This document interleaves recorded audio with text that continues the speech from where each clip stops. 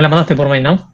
No, todavía no la subí, porque estuve modificando a último momento y Porque está recién salida del horno. la recién salida del horno, exactamente. Siempre ajustando cositas. Dale, ok. Ah, pero ellos querían ir mirándola mientras.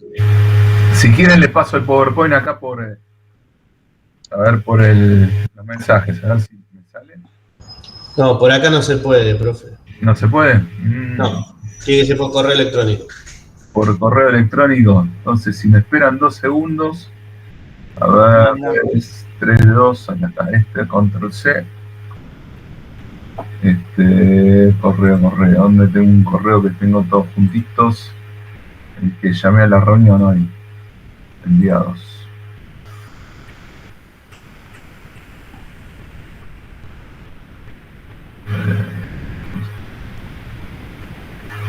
A ver, por correo tiene que ser. Cada alumno. Acá está.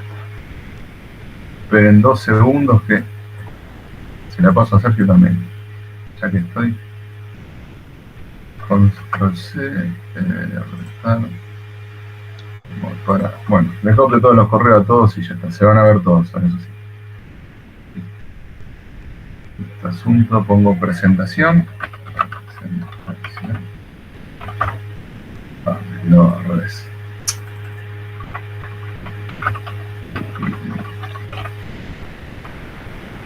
Listo. Juntamos archivo. Documento.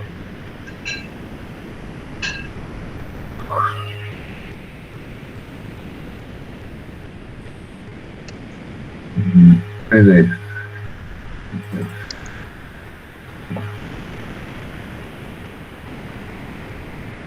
Bueno, ya salió. Fíjense si llego por las dos. Hola, profe. ¿Sí? ¿Le paso el presente? A ver, párame. Tirame tu apellido. Traeta.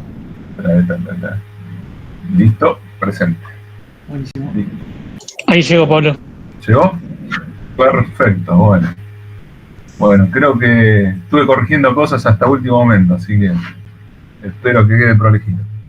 Bueno, empezamos entonces, para que no se nos haga tarde. En principio, bueno, chicos, gracias, porque bueno, hoy es feriado, pero bueno, preferimos dar clase porque si no se va a juntar mucho las fechas y queremos que tengan un par de días como para que puedan exponer tranquilos, etc.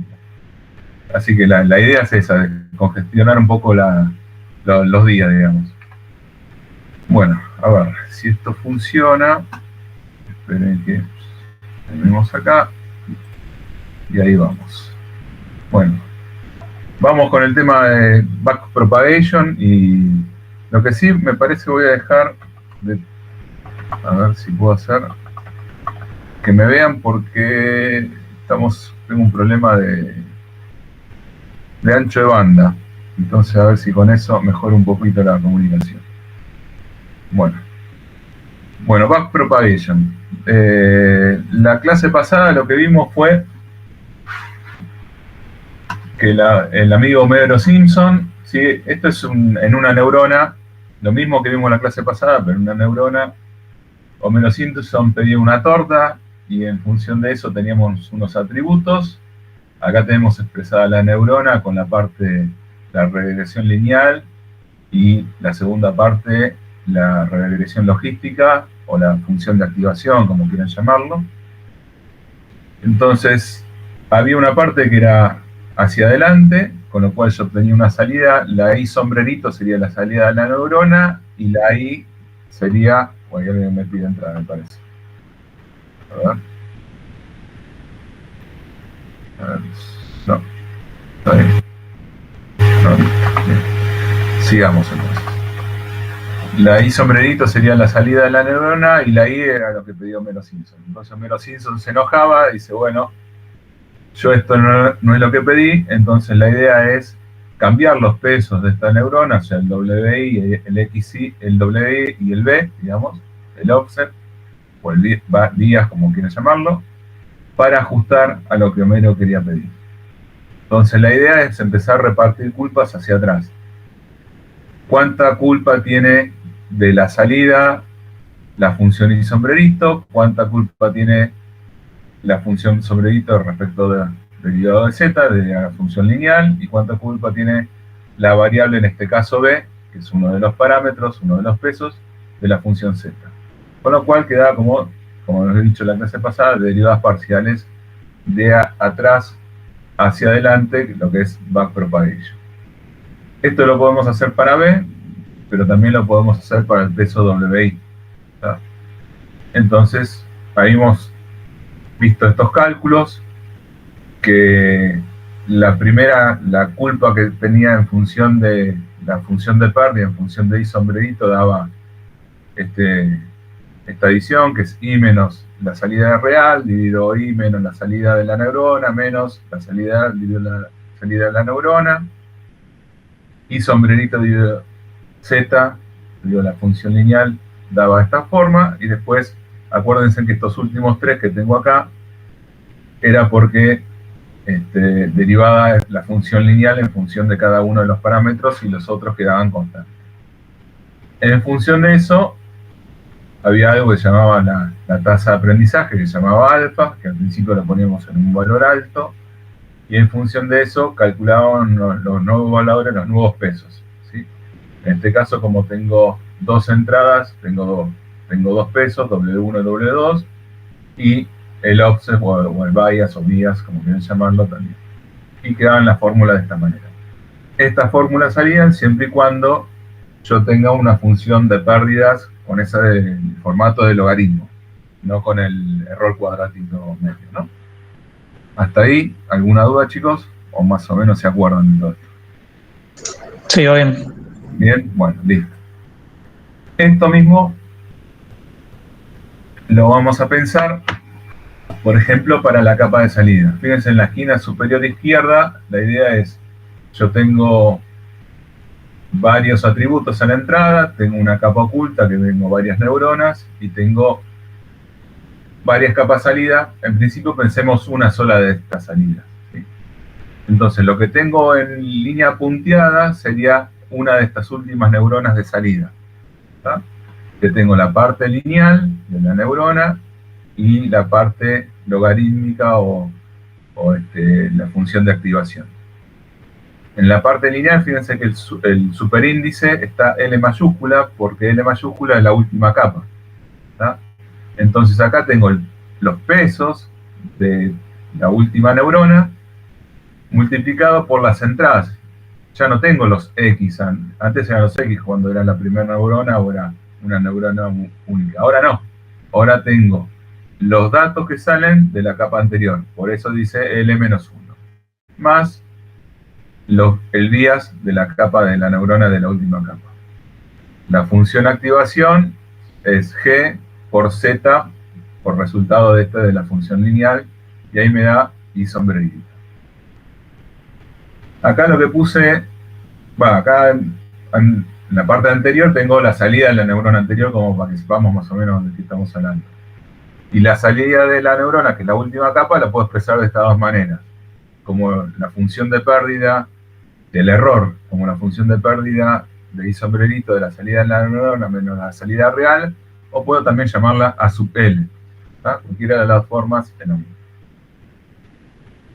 Para no aburrirlo mucho con la parte matemática, acá lo que puse en violeta, en la esquina inferior izquierda, está lo que vimos en la transparencia anterior, que es cómo era en una neurona.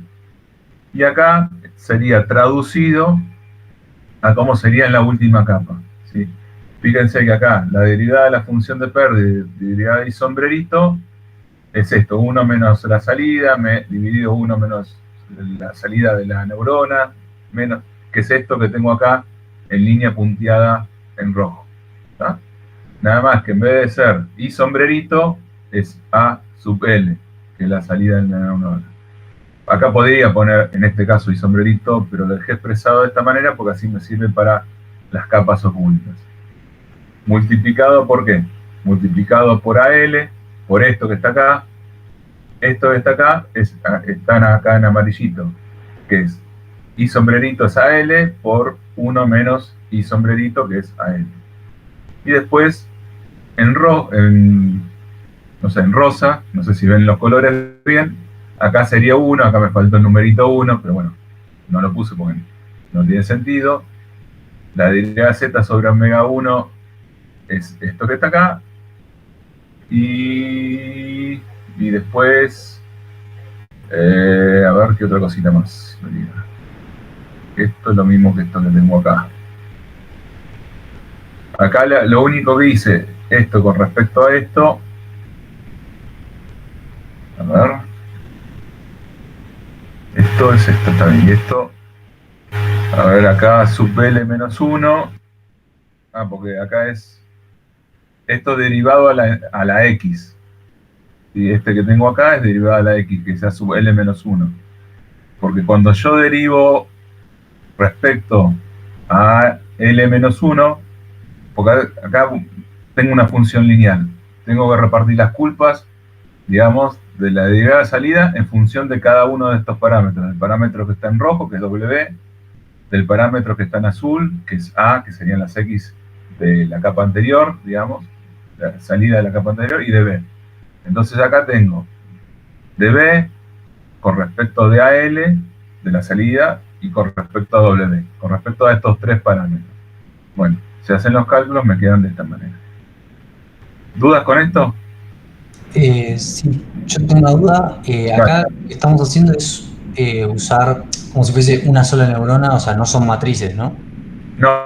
No, esto es una sola neurona y esta es la neurona de la capa salida. Ok, o sea, WL es un número. Y WL, sí, acá me faltan los sub-I, digamos, porque voy a tener de la neurona 1, voy a tener varias entradas, ¿no? En este caso voy a tener 3 entradas en la neurona 1 de la capa de salida. Me faltan los subíndices acá, de W1, W2, por A sub 1, A sub 2, etcétera, ¿no? Pero claro. Lo importante es que la fórmula esta, cuando yo empiezo a repartir culpas de la función de pérdida hacia atrás, cuando llego a la regresión lineal tiene 3 variables. Antes, en la neurona, voy para atrás. A ver, si me deja esto, voy para atrás. Acá. En la neurona, cuando yo tenía una sola neurona, la entrada era fija. ¿Sí? Las X, en la parte lineal, es fijo. Entonces, la derivada de una constante que es 0. ¿Tá? Entonces, por eso no la tomo en cuenta. Por eso solamente me aparecen en la fórmula, me aparecen la derivada del días y la derivada de los pesos de la neurona. ¿Tá? Ahora, cuando estoy hablando de la capa, de la última capa, como la última capa es la entrada de la última capa, son las entradas, las salidas, digamos, de las capas anteriores, cuando hago las derivadas parciales, ¿sí? Voy a tener 3 derivadas parciales. Del bias, ¿sí? De la función offset, de los pesos de la neurona y de las salidas de las capas anteriores. Por eso aparecen estas 3 fórmulas que tengo acá. ¿Ahí se entendió un poquito mejor? Claro, sí, o sea, por más de que el A no sea un parámetro que se tenga que modificar porque es una salida, es necesario tener esa derivada para poder después acceder a los parámetros de la capa anterior. Exactamente. Sí, eso. ¿Ves? Lo explicaste mejor que yo. Listo. Esa es la idea. Esto es importantísimo porque, bueno, las próximas transparencias, las próximas 2 transparencias, justamente tienen que ver con eso. A ver, si me quiere, bueno. Por ejemplo, esta de las capas ocultas. ¿Sí? De las capas ocultas puse en violeta lo que vimos en la transparencia anterior. Y en celestito lo que sería la capa oculta. Lo único que cambié que fue, en vez de ser L mayúscula, es L minúscula porque es alguna capa que está intermedia entre la capa de salida y la capa de entrada. ¿Tá? Pero las fórmulas son exactamente iguales. La única diferencia es que esta derivada, ¿sí? Puede llegar a cambiar la derivada de salida en función, porque esto va a depender digamos, de la parte anterior, digamos. Pero puede llegar a cambiar, pero no importa. Lo importante es que el formato, ¿sí?, más o menos es lo mismo, ¿sí? Acuérdense que nosotros en esta parte vamos a ver solamente redes neuronales y vamos a ver, en principio no vamos a trabajar con capas ocultas. ¿Sí? Capas ocultas lo va a trabajar Javier Esarte, pero para que tengan una idea que más o menos estas son las fórmulas que se van a utilizar. ¿Sí? A lo sumo vamos a hacer un ejemplo ahora con una capa oculta, pero no vamos a entrar tanto desde el punto de vista matemático. Y cuando voy a la capa de entrada, pasa lo que dijimos, ¿sí? Cuando yo hago, como A es X y es una constante, la derivada de la constante es 0, ¿sí? Tengo solamente dos derivadas para repartir culpas, en función del días de la neurona y en función de los pesos de la neurona, ¿tá? Pero el concepto siempre es este que tenemos acá. Si entendemos más o menos lo que es cómo se reparten las culpas de la capa de salida, el resto es dar una vuelta de tuerca más, nada más. ¿Cuál es la secuencia del algoritmo de programación? Siempre el mismo, ¿sí? Se inician las neuronas con los pesos de las capas, de todas las capas. Generalmente son valores pequeños, distintos de 0. Se calcula la salida. Una vez que calculo la salida, calculo la función de pérdida. En función de eso, hago hacia atrás y actualizo los pesos. Y vuelvo a repetir hasta que la función de pérdida generalmente quede en un valor abajo de un umbral o hasta que repetí, digamos, X cantidad de eventos, ¿tá? Pero la secuencia siempre es la misma. Nada más que se complejiza un poquito más en la parte matemática. ¿Dudas con esto? No. No. Bueno. Muy bien. Igual ahora vamos a ver unos ejercicios como para que se den cuenta. Vamos a ver algunos ejercicios fáciles y algunos un poquito más complicados, pero vamos a usar librerías a pedido de algunos de ustedes como para que no nos volvamos locos con la parte de matemática. El gran problema de esto es como se habrán dado cuenta, hay un montón de parámetros como para setear, digamos, cuando estoy trabajando con redes neuronales, ¿sí? Bueno, se llaman hiperparámetros y yo cuando tengo un problema, lo primero que tengo que, digamos, pensar ese problema con cuántos números de capas se resuelve, cada capa cuántas neuronas voy a tener, qué función de activación voy a proponer. Habíamos dicho que generalmente la última capa, habíamos tirado unos tips ya en las clases pasadas, tendría que ser función sigma, y las primeras podían ser,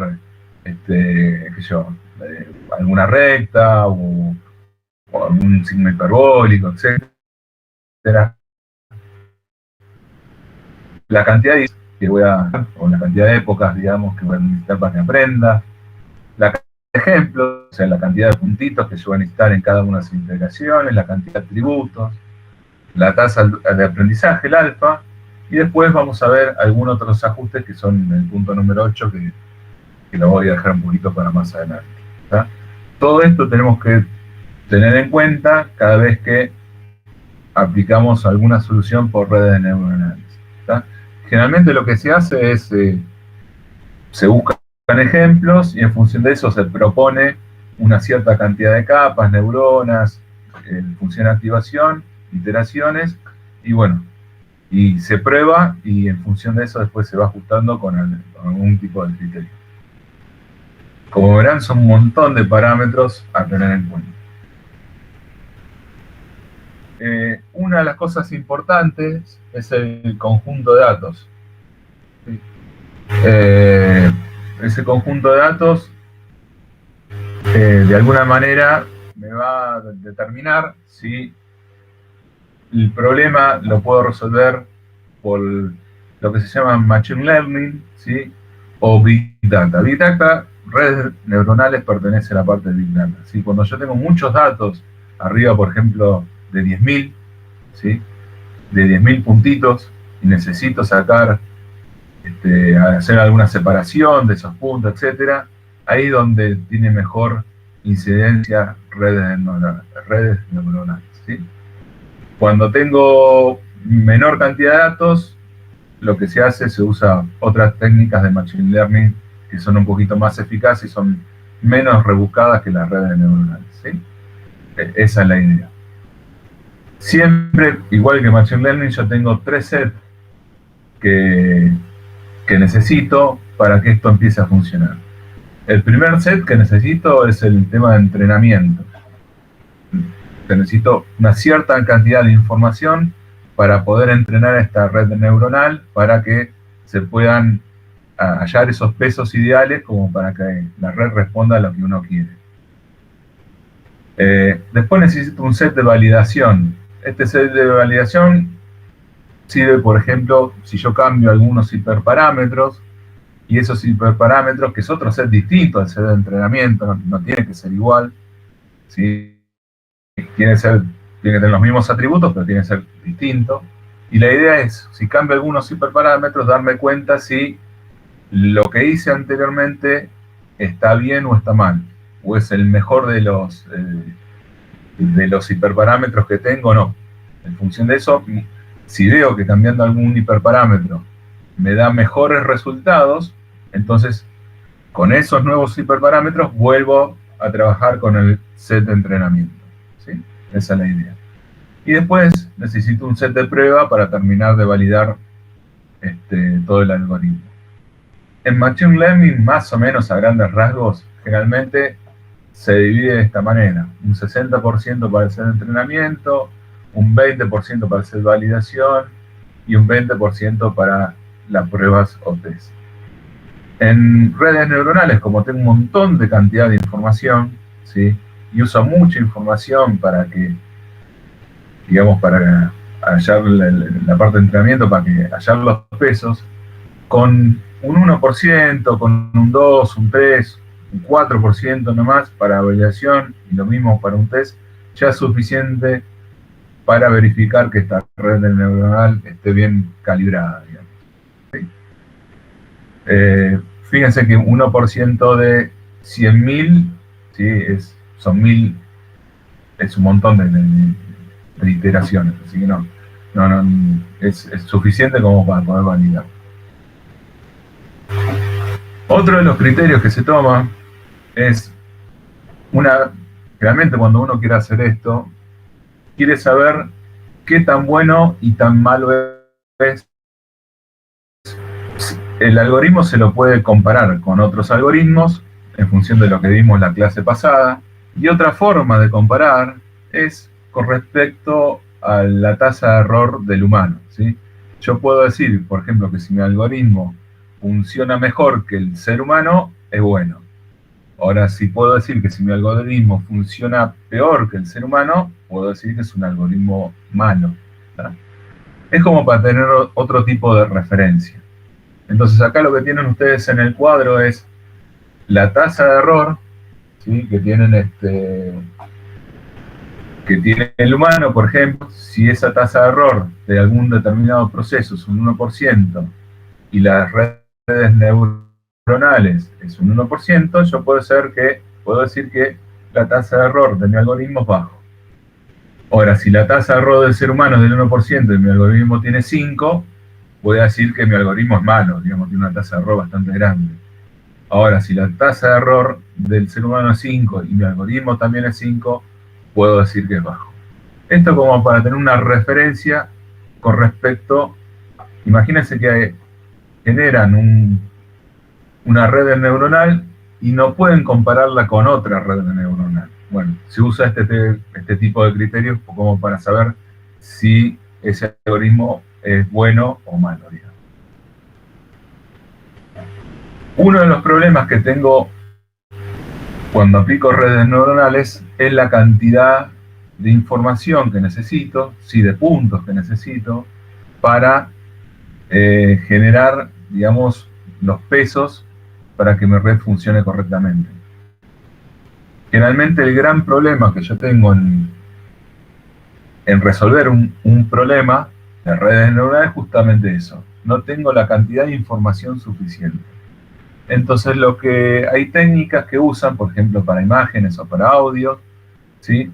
De agarrar, qué sé yo, 200 imágenes, por ejemplo, y convertir esas 200 imágenes en 2000, 3000, 4000, 5000.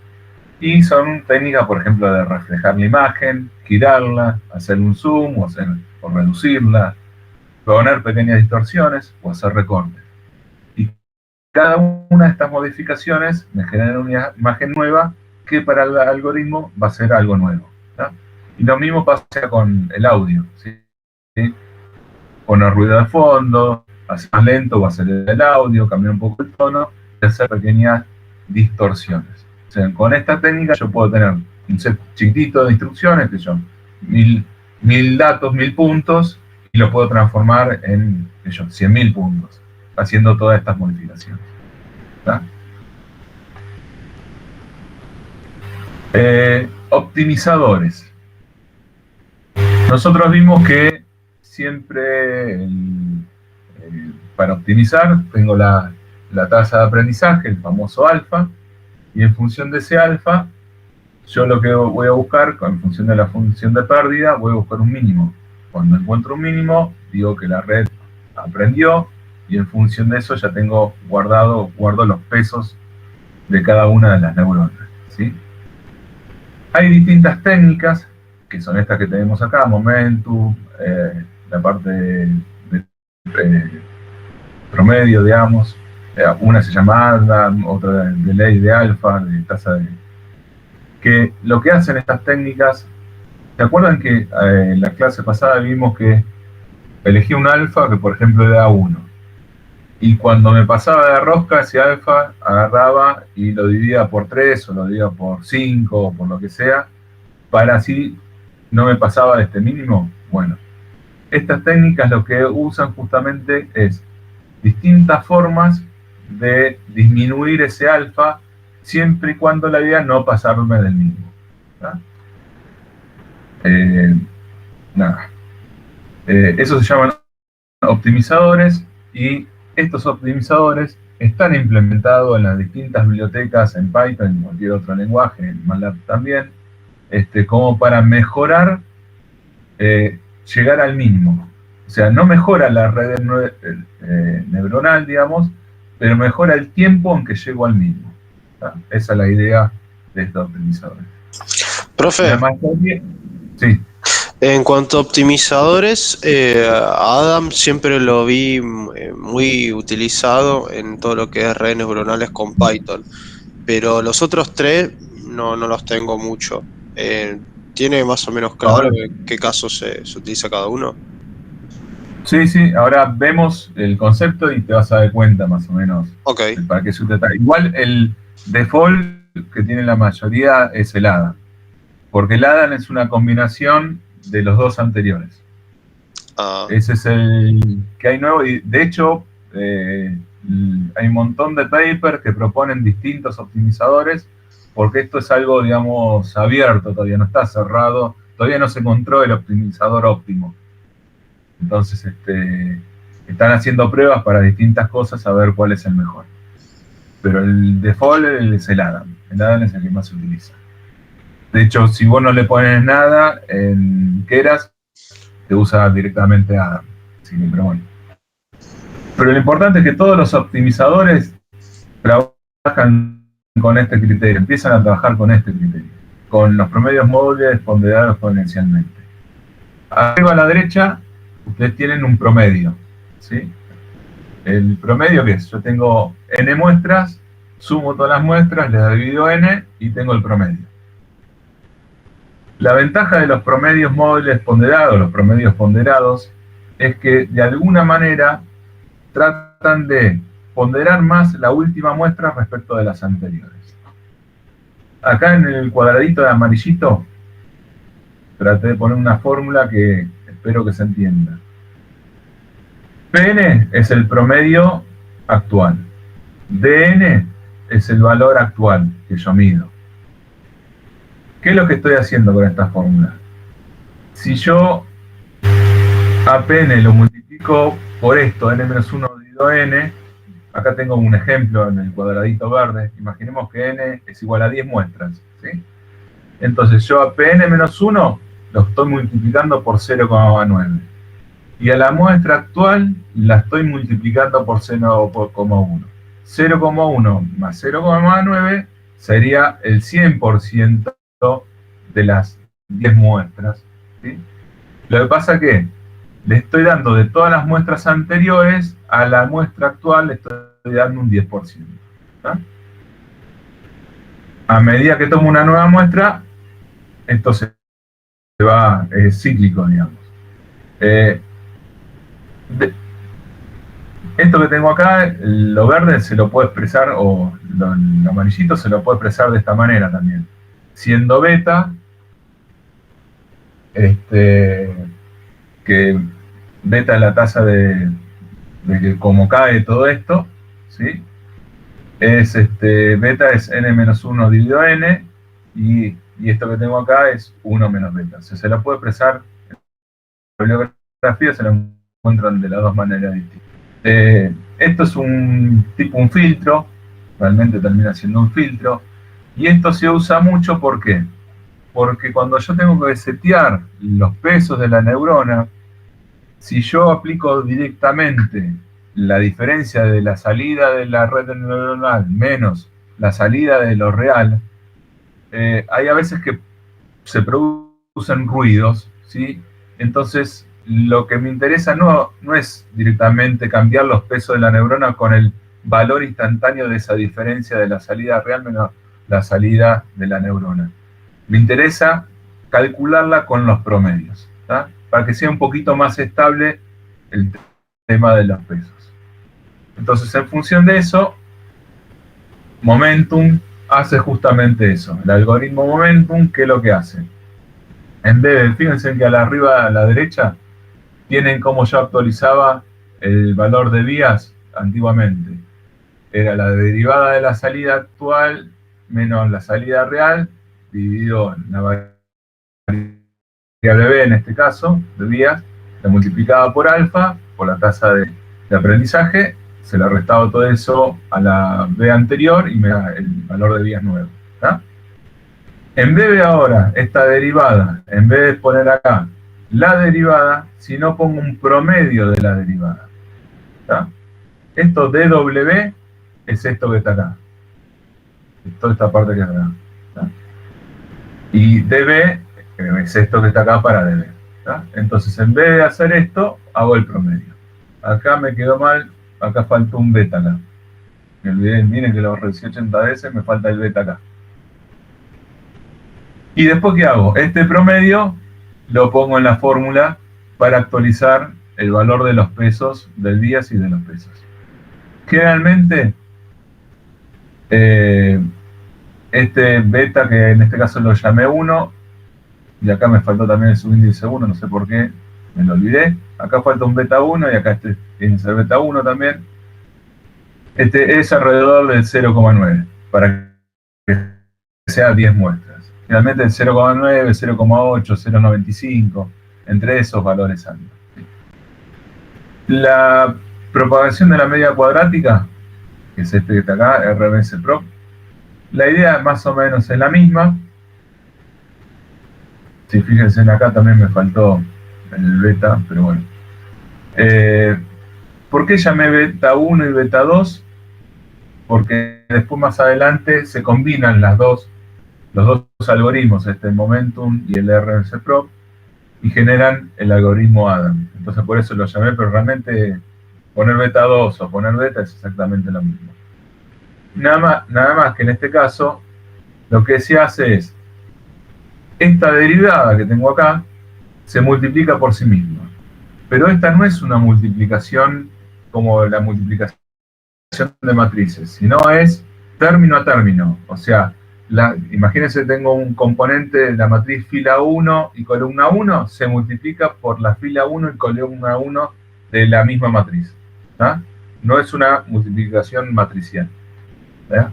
Es una multiplicación común. Ahí obtengo ese, y después lo que se hace es, se hace esta fórmula que tenemos acá.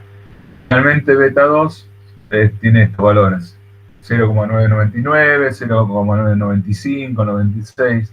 Estos valores son los valores que tiene en la realidad la biblioteca Keras, por ejemplo. Lo saqué de ahí, ¿tá?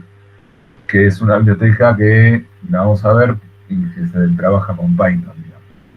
Pero la idea es la misma. Acuérdense que acá ahora, después lo voy a corregir, me falta un beta que multiplica esto, y acá me falta un beta 2 que multiplica la salida anterior, ¿tá? La S es porque la es raíz cuadrática. Con Adam combina las dos anteriores, ¿sí? Esta es el momentum y esta es, acá lo puse más o menos bien. Acá me acordé que momentum trabaja con un beta, RC9 prop trabaja con otro beta. Combinando las dos, obtengo el algoritmo de Adam para modificar el alfa, ¿tá? Para modificar los pesos, no el alfa, los pesos. Fíjense que PW viene de momentum y la raíz de SW vienen del algoritmo de RC9 prop. Y generalmente se lo suma un epsilon, que suele ser muy chiquitito para ajustar el algoritmo Adam. O sea que en el algoritmo Adam, dependiendo de la biblioteca que ustedes tengan, pueden ajustar el PW, o pueden ajustar el beta 1, o pueden ajustar la raíz de SB, o pueden ajustar el beta 2 y el epsilon, ¿tá? Todo esto son hiperparámetros que pueden acceder a la biblioteca. Y después el algoritmo acá me quedó alfa, me quedó A porque quedó en mayúscula, el decaimiento de la tasa de propagación. La idea es la siguiente: aparte de usar, por ejemplo, el algoritmo Adam, pueden cambiar la tasa de aprendizaje. Y la tasa de aprendizaje lo pueden cambiar mediante este algoritmo que es decaimiento de tasa de propagación. Dependiendo la librería, tienen 4 opciones, digamos. Realmente, en este caso, por ejemplo, en esta librería, la tasa, el alfa nueva depende del alfa anterior. En vez de dividirlo por 3 o por 5, como vimos hasta ahora, se divide por 1 más D por E, siendo D una tasa de crecimiento, que generalmente es mayor que 1, y E la época que yo voy haciendo cada vez que corro un set completo de puntos, ¿sí? Puede estar así. Puede escribirse de esta manera también. Fíjense que si todo esto yo lo pongo con una constante, K elevado a la E, donde es la época, y el K tiene que estar entre 0 y 1, porque acuérdense que esto tiene que ser, el alfa nuevo tiene que ser más chiquitito que el alfa anterior. O puede también de esta manera, puede ser K dividido una raíz de la época, siempre K tiene que ser mayor a 1, o puede de esta manera, donde en vez de poner la raíz de E de cada una de las épocas, es por tiempo, ¿tá? Mezclando esto con los algoritmos anteriores, con cualquiera de estos algoritmos, se mejora drásticamente el aprendizaje. O sea, se llega más rápido a hallar los valores óptimos de cada uno de los pesos de la neurona, ¿tá? Esa es la idea. Sin pasarse del mínimo de la ecuación de costes. La idea es esa. ¿Dudas hasta acá, chicos? ¿Se entendió? Sí, se entendió. ¿Sí? ¿Seguro? No me mienten, ¿no? No, esto es más sencillo que el de backpropagation. Esto es más sencillo de backpropagation. Sí, más sencillo, por suerte. Pero es la idea también de backpropagation. Pero por lo menos saben que existe el algoritmo de decaimiento, que existe un algoritmo que se llama momentum y RC prop y Adam. Vuelvo a repetir, el que más se usa hoy por hoy es el Adam. Pero seguramente en algún momento va a salir alguno mejorcito como para que esto funcione mejor. Bueno, manos a la obra. Vamos a hacer un ejercicio de prueba. Lo voy a explicar primero con el PowerPoint, más o menos de qué se trata. Y después voy a poner el Python y lo voy a simular. Así vemos algunas características, ¿sí? La idea del ejercicio de este laboratorio es, tengo una función ReLU de activación ReLU, tengo una neurona, que esa neurona tiene una única entrada, ¿sí? XY, que esa entrada me muestra son las temperaturas en grados centígrados, y la idea es que a la salida me lo transforme en grados Fahrenheit, ¿tá? Algo muy sencillo. Miren, me quedo acá el tilde al revés, pero bueno, ya lo voy a modificar. El ejercicio me quedó así. Fíjense que acá el cablecito verde termina en 2 y acá empieza 2, significa que esto va conectado con esto. Espero que se entienda. El 4 en rojo acá va conectado con el 4 rojo acá, ¿sí? Esa es la idea. Comienza el programa. Cuando comienza el programa yo le pongo como hiperparámetros la tasa de aprendizaje, el K, y la cantidad de épocas. ¿Sí? Pongo las entradas, las XY, que las entradas son estos valores que tengo acá, menos 15 grados, 0 grados, 10, 20, 35, 45, y calculo la salida real. Con esto yo voy a empezar a programar, digamos, a mi red neuronal, ¿sí? Entonces, ¿qué hago? Este primer ejercicio, primera aproximación, solamente le voy a decir que aprenda hasta determinada cantidad de épocas. Entonces, estas épocas que van a empezar en 0 seguramente, les voy incrementando mediante este loop, y cuando las épocas supere una cierta cantidad de épocas, yo lo puse como variable de entrada, el algoritmo sale. Y me va a graficar una recta, que la idea es que sea lo más parecida a la recta que hay entre los grados centígrados y los grados Fahrenheit. Cuando yo entro acá, voy a probar, no sé, alguien me dijo algo, ahora sí. No, me parece que nadie. Bueno, yo como no estoy mirando el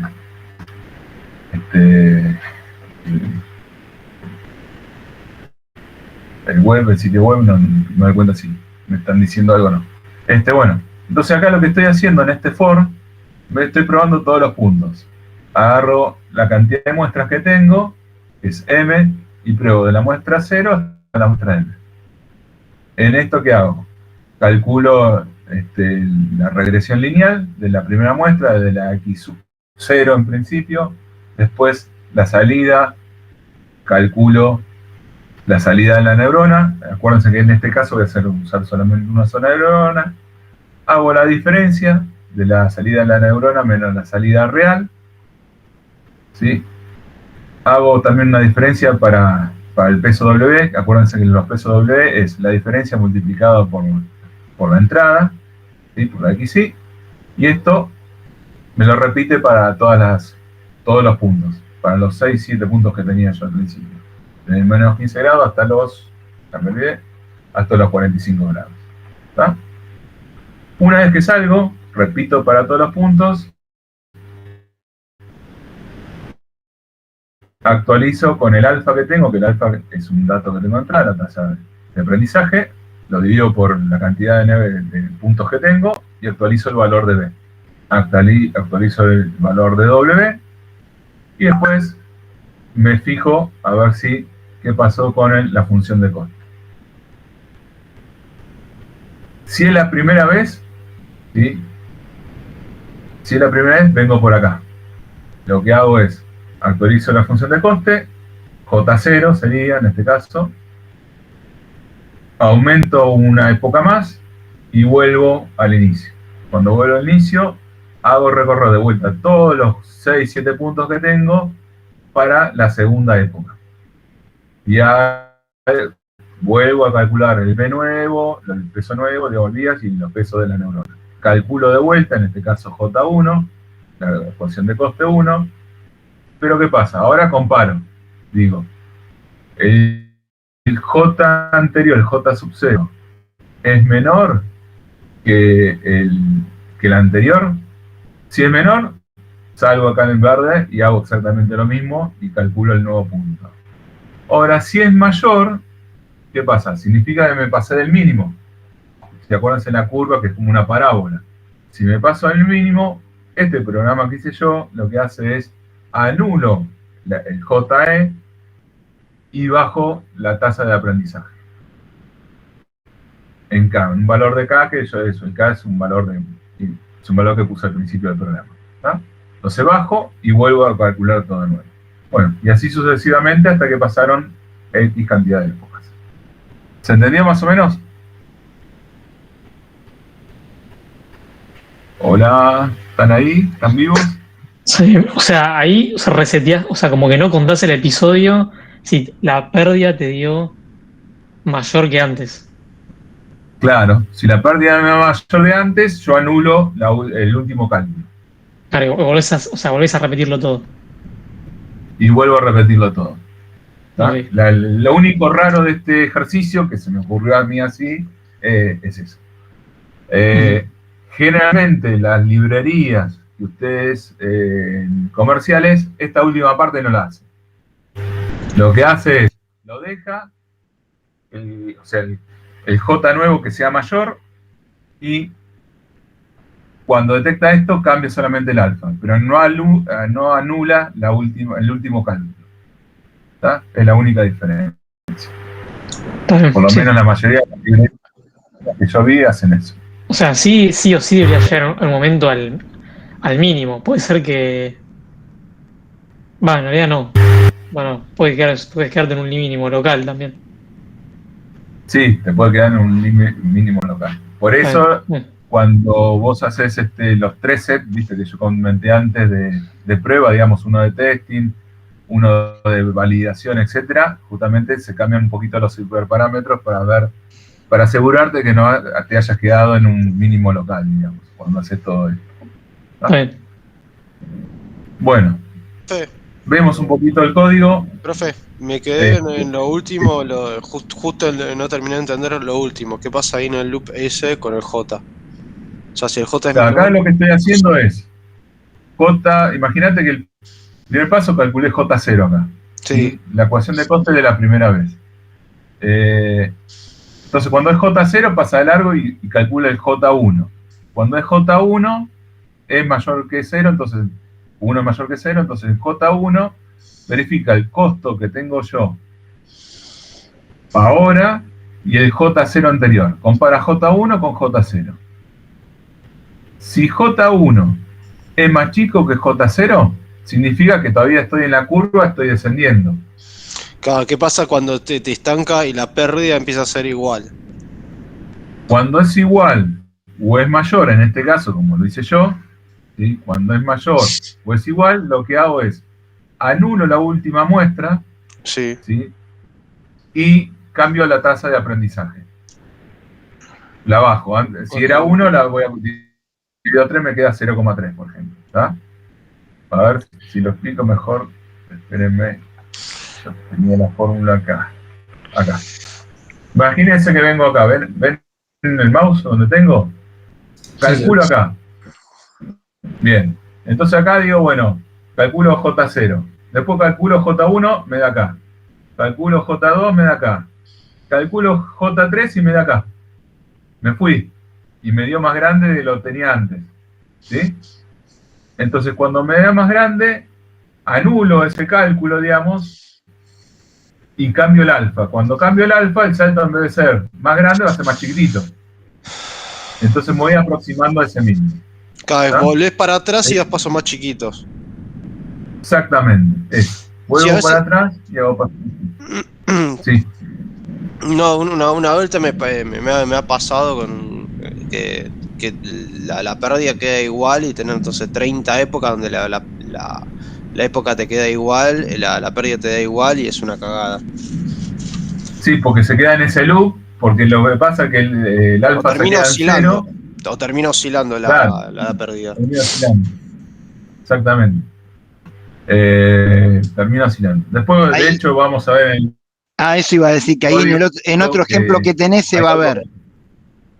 Sí, en otro ejemplo se va a ver. Sí. Consulta, Pablo. Cuando vos decís Sí. que se anula el cálculo, aparte de ignorar el JE, también volvés para atrás el valor de B y de W. Sí, Ah, vuelvo ok. atrás el valor de B y W. Sí. Lo vamos a ver ahora en el código. Sí. Y, bueno, acá lo que hago es trato de hacer paso por paso, ¿sí? Bueno, cargo las librerías que cargo a NumPy para graficar, para la parte matemática, para medir tiempo, porque la idea de esto también es medir cuánto tarda el algoritmo, si puede comparar, digamos.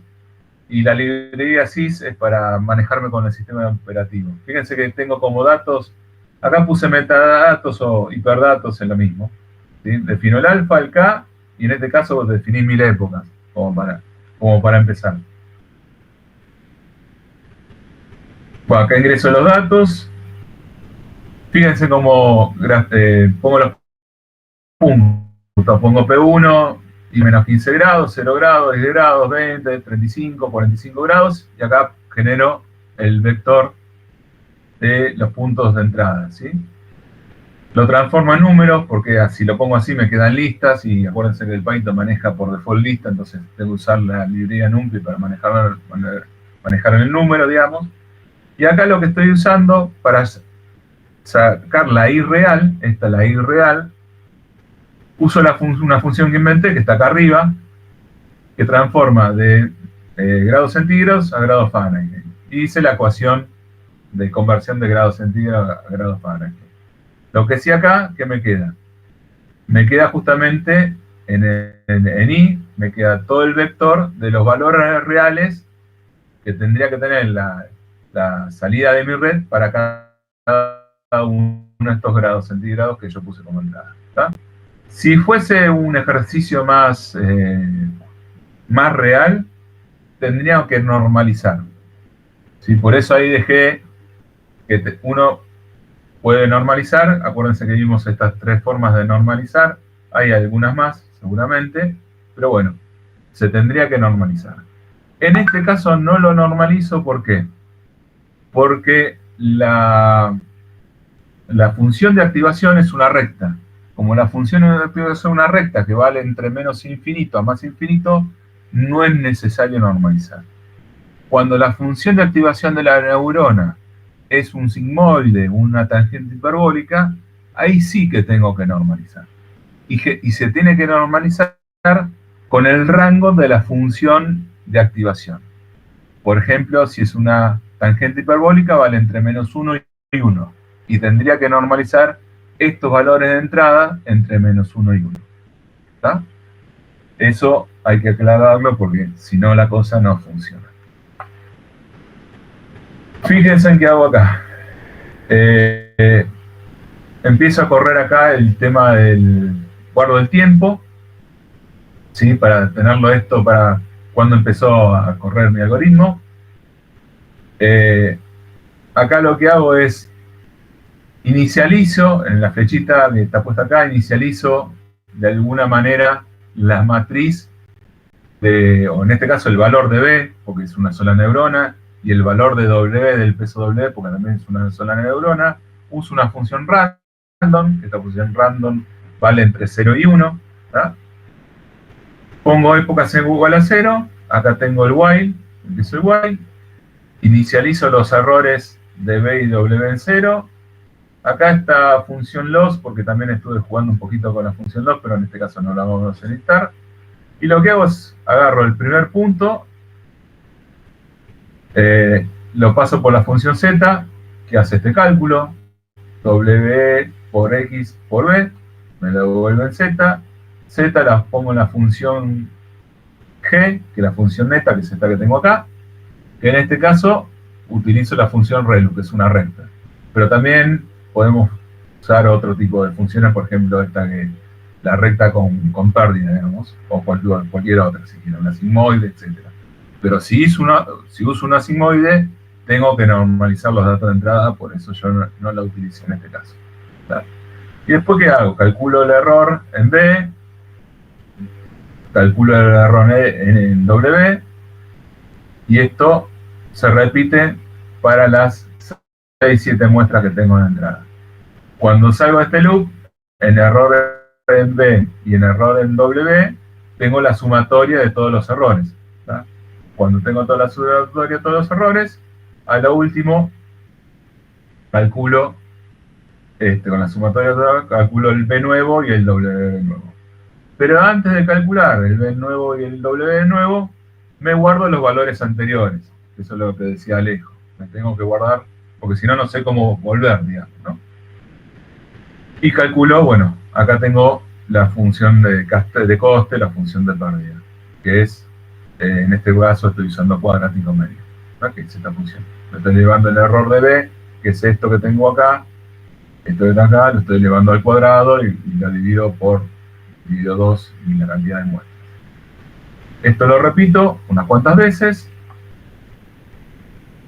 Vengo acá y pregunto, ya la segunda vez que pasé, si es la segunda vez que paso, si esto se cumple, si el error es mayor, nuevo es mayor que el error anterior,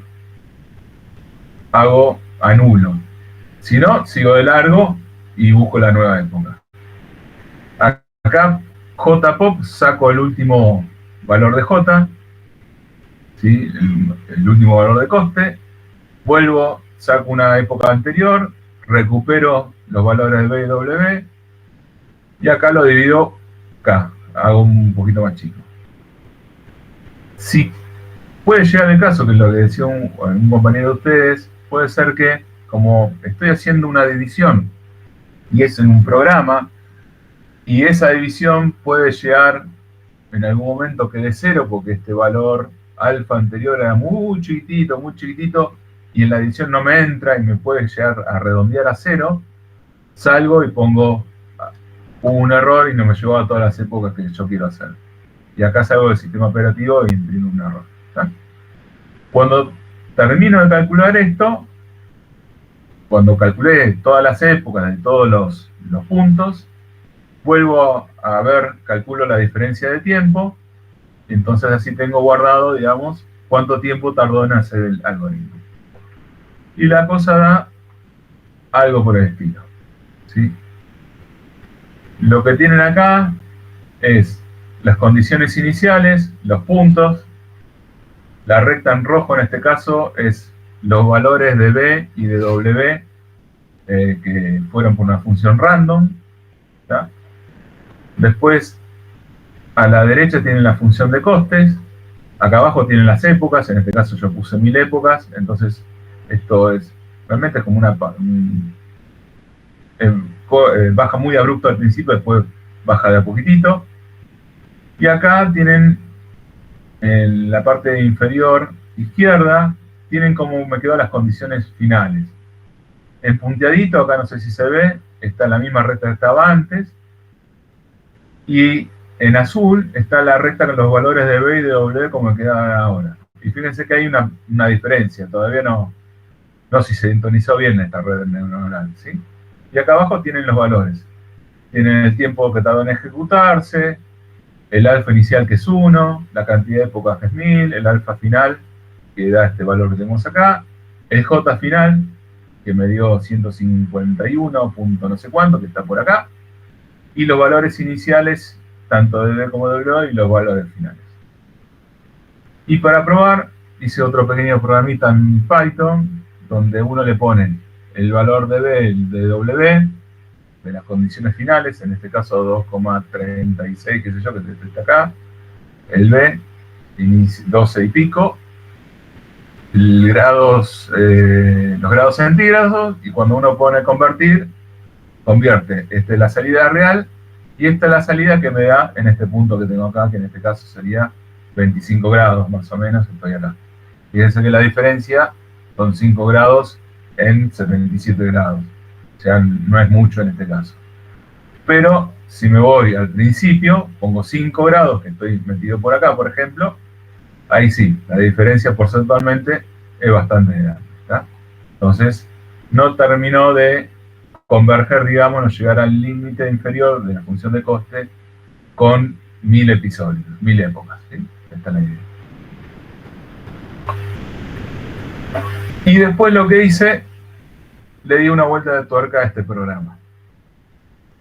Es exactamente el mismo programa anterior, exactamente igual, que en vez de comparar con la cantidad de épocas, hacer una cantidad de épocas fijas, lo comparo con un umbral. O sea, yo tengo un J inicial, le pongo un J inicial que es generalmente el valor de la función de coste bastante grande, y pongo un umbral, que este umbral de dónde lo saco, para tener una idea. Me estoy dando cuenta que acá, que J final me da 151, por ejemplo. Entonces pongo un valor mucho más chico que eso, para asegurarme que esto converja. Y hago exactamente el mismo proceso, nada más que comparo con J umbral. Y después doy otra vuelta de tuerca, y en vez de usar los cálculos a manopla, hago otro programa que lo que hace es usa el Keras, que Keras es una librería que trae Python, que realmente la trae TensorFlow. Realmente cuando están en TensorFlow ya tienen esta librería Keras, y para que se den cuenta que el código queda mucho más chiquitito. Todo lo que vimos antes queda así. Yo lo que estoy haciendo acá es, estoy definiendo la capa, que en este caso es una sola capa. Esta sería la salida de la capa, tiene una sola salida, tiene una sola entrada. Es una capa densa. La capa densa significa que todas las salidas se conectan con todas las entradas. Generalmente se usan capas densas, a veces no. Si no uso capas densas, la librería tengo que decir qué neurona se conecta con qué, de alguna determinada manera. Y el modelo que voy a usar, que generalmente se llama modelo secuencial. ¿Está? De esta manera, yo digo cómo se conectan las capas de mi red neuronal, que en este caso es una sola neurona con una sola salida y una sola entrada. Y después les paso parámetros a este modelo. Voy a usar el modelo para acelerar la convergencia Adam, le paso el parámetro alfa en este caso, y la función de pérdida va a ser el cuadrático medio, el error cuadrático medio. ¿Está? Ups, se me fue. Esa. Lo que hago es, de vuelta, como dice antes, guardo el tiempo de que comienza el algoritmo, ¿sí? Acá seteo, me guardo las condiciones iniciales de la capa, o sea, el B inicial y el W inicial mediante esta función. Y después pongo un cartelito comenzando entrenamiento, llamo al modelo. Este verbose false significa que no me muestre todos los pasos que está haciendo para que sea más rápido. Y imprimo cuando termina, imprimo un cartelito diciendo terminó de entrenar. Calculo el tiempo y después muestro la información con prácticamente los mismos gráficos que antes. En este caso me dio, por ejemplo, para 100 épocas, el alfa inicial lo puse en 1, esta me dio un B inicial, W inicial, el B final y el W final me dio parecido pero distinto al anterior, ¿sí? Pónganse que este es el W, a ver si vemos el anterior acá. Fíjense que W me dio 2 y pico y B me dio 12, y acá W me dio 1 y acá el B me dio 32, que en la anterior me había dado 12. ¿Está? Fíjense que me quedó en punteado, aparece la recta con que se inició, y en azul, ¿sí?, la aproximación, la recta que con el B final y el W final.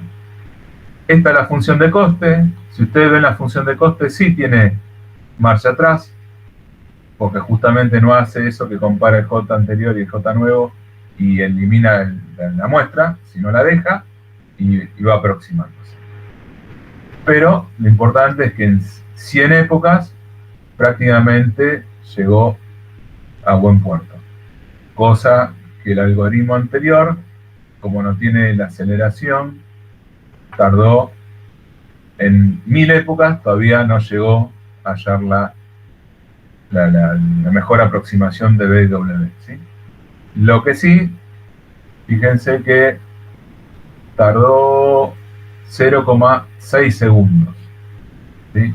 Mientras el otro algoritmo en 1000 épocas tardó 0,10 veces menos, 0,05 segundos. Más o menos como para que tengan el tiempo. El problema de la mayoría de las librerías es que, si bien converge más en menos cantidad de épocas, pero tardan más tiempo. A ver si puedo parar la simulación de este y puedo mostrar. ¿Dudas, chicos, hasta ahora? ¿Se entendió más o menos? Sí. Sí. Por ahora va. ¿Vamos bien? Bueno, ¿ven ahí el Visual Studio Code? Sí. Sí. Bueno, fíjense que este es el primero, el de las épocas. Defino alfa, defino k igual a 3, en este caso definí 10 épocas. La única diferencia con la que mostré, yo acá ya preprogramé, digamos, todas las funciones de activación. Y después voy eligiendo una u otra en función de lo que necesito. Pero es el mismo algoritmo que estuvimos viendo, ¿sí? Acá calculo los pesos de entrada, las X de entrada, digamos, con el valor real. Saco la cantidad de muestra para usarlo, para saber cuántas veces tengo que repetir el for nada más. Y el resto es exactamente igual a lo que vimos. Lo único que hago después a lo último, aparte de calcular el tiempo que tengo acá, bueno, guardo el último valor de J, en función de coste y todos los gráficos, todo el código de los gráficos que necesito para que se vea. Si esto lo simulo, y esperemos que ande, si no se queda mal, fíjense qué es lo que hace. Yo tengo en rojo acá la primera recta, la recta inicial, después se va ajustando, en este caso son 10 épocas, fíjense que la función de coste más o menos mantuvo el valor máximo y después empezó a decaer porque fue seguramente bajando el alfa. Fíjense que el alfa inicial empezó en 1 y terminó en 0,01. Si yo sumo la cantidad de épocas, por ejemplo, sumo y pongo acá, vamos arriba de todo, sumo y pongo 100 y lo corro de vuelta. Fíjense que esto baja más drásticamente, esto empieza a ajustarse un poco más, el J final ya está en las decenas, tarda un poquito más, digamos, pero nada, sigue faltando. Si pongo 1000, y corro de nuevo, ya se va aproximando bastante. Fíjese en la recta la roja, ¿no? Cómo empieza. Y fíjese en el valor de J final. Lo que voy a hacer, lo voy a dejar en 1000 y vamos a ver, no tanto el tiempo, porque el tiempo va a tardar lo mismo, pero vamos a ver esta recta, la azul, qué es lo que va pasando. Lo voy a correr por lo menos a ver 3 veces, 1, 2, 3 veces, y a ver qué me hace. Esperen que... el gráfico, ¿dónde está? Esperen que perdí el gráfico. Este es lo que mostraba hace un rato. A ver, ahí. Voy a mostrar de vuelta. El otro. Fíjense que acá empezó ya distinta la recta. A ver, como vuelta. Pero hasta ahora no le pegó ninguno todavía a los valores que tendría que pegar. Ahí mejoró un poquito. Me parece que no tenemos suerte esta vez. Ahí mejoró un poquito más, pero más o menos. ¿Mejora por qué? Porque mejora porque depende de la recta de partida. En función de la recta de partida, depende de dónde esté, la recta azul, ¿sí? Los valores de alfa final y B final van a quedar más cerca o más lejos de los puntos. A ver si pongo ahora, en vez de 1000, pongo 5000 o 2000, vamos a poner. A ver qué pasa. Si pongo 2000, ahí ya se acercó bastante más. A ver, lo voy a correr 2 o 3 veces. Para... Ahí tengo 1. Perdí impulso. 2. Si le subí la cantidad de muestras, por ahí converge mejor todavía, ¿no?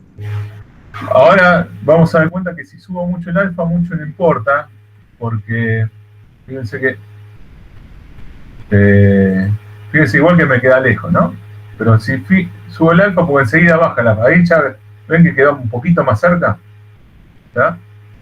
Si subo el alfa, pónganse que alfa es igual a 10. Así a lo bestia subo el alfa.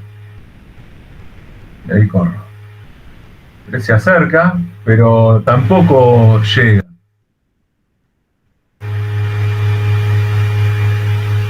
Bueno, ahí se me fue el gráfico. Ahí lo encuentro de vuelta. Ahí está. Llega cerca, porque al poner el alfa igual a 10, enseguida baja y empieza después a dividirlo por K, digamos. Entonces, si bien mejora un poquito, pero tampoco llega.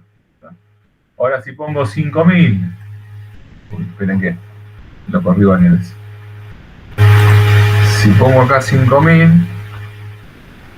y acá vuelvo a poner alfa igual a 1 dije, 1. Fíjense que ahora tendría que andar esto. ¿Ven? Ahí anda perfecto ya. Y no importa de dónde aparezca la recta inicial, ya va a converger. Lo corro 2 o 3 veces. Vamos a ver. Acá no corremos riesgo de overfitting porque es un problema lineal, ¿no? Claro, acá no tenés problema de overfitting. En este Como hay caso, 5.000 episodios con solo esas muestras, no pasa nada. no pasa nada. Aparte, lo que estoy buscando es que, claro, hacer lineal y no tenés problema en este caso. Por eso puse este ejercicio, porque es más fácil aparte para programar. Pero bueno, fíjense que ya con 5000 ya le pego bastante. ¿A partir de qué condiciones empiezan a haber problemas de overfitting? O sea, en este caso no, porque es lineal, pero ¿en qué caso sí? No, el tema es que cuando no es lineal, cuando es polinómica o tenés logarítmica, ¿sí? Ahí empieza en vez de una recta es una curva, y esa curva es muy pronunciada. Al ser muy pronunciada esa curva, vas a tener punto intermedio entre los rojos que no la vas a poder ya medir porque la curva te va a pasar por arriba o por abajo. ¿Entendés? Claro. Vos tenés que buscar que la curva sea un promedio de los puntos, pero que no pase por todos los puntos, porque si no, la red pierde flexibilidad.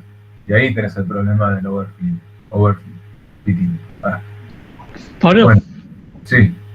ahí sí, en vez de subirlo, la cantidad de episodios subís, no sé, le pones, no me acuerdo cuántas muestras eran. 1, 2, 3. Si le pones, no sé, 5 muestras más por ahí, Sí, converge más rápido. Sí.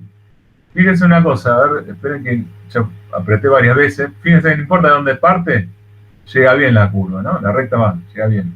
Esperen que se ve que apreté 2 o 3 veces, pero acá no. ¿Ves? En este caso, se ve que no le gustó. O sea, pero fíjense en que, sí, en vez de poner 1, pongo 0.1, ya con 5000. A ver, tendría que, en algún caso tendría que ser prácticamente, a ver, ahí, esperen que se me fue para la otra pantalla, ¿no? El gráfico. A ver, en un gráfico le tengo que pegar. No, acá no me quiere, hoy no. Ahí a veces depende cómo salga la recta de partida, a veces, por más que le baje el alfa. Bueno, el gráfico, se me fue a la otra pantalla, ¿no? A ver ahí. No, 0,1 es demasiado poco. Si pongo 0,5, a ver, con 5000. O sea, como verán, tienen que jugar un rato con esto. A ver, si pongo 0,5 y le pongo 10.000, ven que no le pongo más. 10.000. Son 10.000 episodios cuando el alfa empieza de 0,5. El gráfico, ahí, tampoco le pega. Pero fíjense que es 10.000 episodios, fíjense qué rápido que va, ¿no? Vamos a empezar que empiece de 1. De 1, ahí le tendría que pegar porque si no toqué algo mal en el código. Ahí le pego, ¿está? Ahí lo corro 2 o 3 veces para asegurarme. Esperen que el gráfico ahí. Fíjense en el valor de J final, 0,0003. Es bastante exacto. Ahí le pego también, 0,003. Y le pego también. Y creo que este es el último. Si indistintamente de dónde parte, la recta inicial converge y acá termina. Vamos a probar el otro ejemplo. El otro ejemplo es, tenía como entrada alfa, K, y J inicial lo puse en 1000. Y el umbral lo puse como, era 0,03, lo pongo 0,01. No me importa la cantidad de episodios, porque esto va a quedar funcionando hasta que llegue el umbral. Lo que sí acá imprimí, para que tengan una idea, pero fíjense que no importa. Fíjense en la cantidad de épocas. En 9408 épocas, en 2 segundos, esto llegó a un J menos del umbral que yo puse. Y converge bastante bien. Ahí lo corro 2 o 3 veces. Y el gráfico se me va al otro lado. Ahí llegó. Ahí está corriendo otra vez. Ahí llegó. Tarda un poquito más porque estoy imprimiendo cada 100 pasadas, cada 100 épocas estoy imprimiendo para saber el valor nomás. Pero si no tardaría muchísimo menos. Pero fíjense que no importa dónde parte la recta, como estoy comparando con la función de coste, siempre va a llegar. A ver, una vez más. ¿Ven? Bueno, acá no sé, ahí... no toqué el ejercicio anterior, me parece. Yo con el mouse estoy ahí, terrible. No sé ahí qué pasó. No, acá me quedó cargado el ejercicio anterior. Ahora sí. Listo. Bueno, fíjense en el valor de umbral. Y el último ejercicio, espero que no corra más, a ver, el último ejercicio es este que les contaba, que también alfa igual a 1, K igual a 3, con el Keras. ¿Sí? Y acá donde defino la capa, defino el modelo, ¿sí? Las funciones de pérdida, etcétera. Y bueno, imprimo acá entrenamiento, final de entrenamiento. No sé si ven ustedes la pantallita de abajo, a ver, la voy a poner más arriba. A ver, clear. Y vamos a ver qué es lo que hace.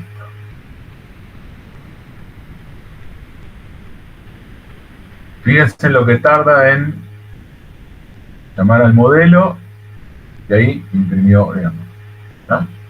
Pero tardó 1,5 segundos. No sé si se ve ahí abajo, no lo puedo agrandar como lo que yo poner cosas para agrandar. Con Pero fíjense. control más creo que se agranda. ¿Cómo? Control más. Control más, a ver. No me quiere. A ver, control más. Ahí está. Ahí está. Ahí me fue control menos. Entonces. Ahí está. Bueno, fíjense que en 100 épocas, y fíjense en los valores que más o menos me quedó. Ahí si lo corro de vuelta, lo corro un par de veces esto más. A ver, le voy a poner menos épocas, le voy arriba de todo acá. Le voy a poner, por ejemplo, 10 épocas. Este lo hice en épocas nada más, pero bueno. Converge mucho más rápido porque tiene el optimizador Adam, digamos. Nada más. Pero tarda más tiempo en... ¿Sí? Con 10 épocas evidentemente no llega nunca. Pero, a ver si le pongo 50 épocas. 50. Porque lo que está haciendo acá me está tocando el alfa, la tasa de aprendizaje. Me lo baja mucho más rápido. Por eso puedo aprender con menos cantidad de épocas. O ahí ya con 50 épocas ya estoy bastante cerca. Y con 200 épocas seguramente ya estoy perfecto. Todos estos ejercicios, estos códigos fuentes también se los voy a dejar en... No tuve tiempo de subirlos, pero los voy a subir ahí en el aula virtual. ¿Tá? Fíjense que en este momento, arrancó con la recta hacia abajo y bueno, me llegó y hizo bastante bien la convergencia. En 1 minuto, 1,8 segundos. Bueno, a ver, ¿qué otra cosa más tengo para mostrar? Esperen, vuelvo a la presentación. Sí, a ver, presentación, iniciar presentación. A ver, hacemos un pasaje rápido. Bueno, propagación. Vimos el error de propagación. Fíjense que acá estoy tocando unos cuantos litros de parámetros, no todos, pero algunos. Bueno, hicimos el ejercicio. Este es el último. Y bueno, y esto, lo último que voy a dar yo hoy, lo voy a dejar ahora en un rato a Sergio Alberino, que le va a dar algo interesante. Esto se lo dejo como desafío, ¿sí? Hagan con el Keras, si quieren, o con matrices, como ustedes deseen, una red neuronal que simule la XOR, ¿sí? O sea, que tenga dos entradas, X1 y X2, y tenga una salida y que haga la tabla de la XOR. Ese es el desafío que les dejo para dentro de 2 clases, si quieren. Jueguen un ratito como para que se den cuenta más o menos para cómo funciona esto. Y nada más. Ahí terminé. Sergio, ¿alguna duda, chicos? No, por mi parte no. ¿No? ¿El resto? ¿Se entendió más o menos? Sí. ¿Sí? Más o menos como para que tengan una idea. Acuérdense que este es una aproximación, en este caso a redes neuronales. Esto hay mucha tela para cortar, hay muchos otros algoritmos dando vuelta, nada. Pero bueno, como primera aproximación, yo creo que está bastante bien. Bueno, Alberino, ¿estás ahí? Estoy acá. ¿Estás acá? ¿Ahí? ¿Puedo presentar? Sí. Me van a querer matar porque después de todo lo que contaste vos, yo voy con un tema más. El tuyo es más lindo, Sergio. No sé, vamos a ver. Sí, Vamos. muchísimo más lindo. A ver si puedo compartir. Espera, dame un segundo. Que prendo todo acá.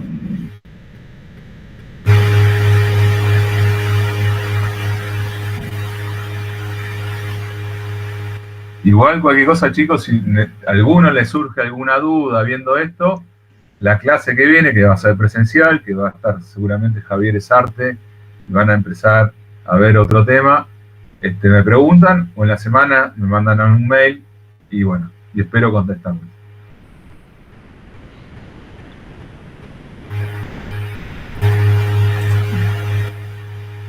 Ahí se ve lo que. Ah, no, estoy. Espera, que estaba compartiendo la ventana y. No.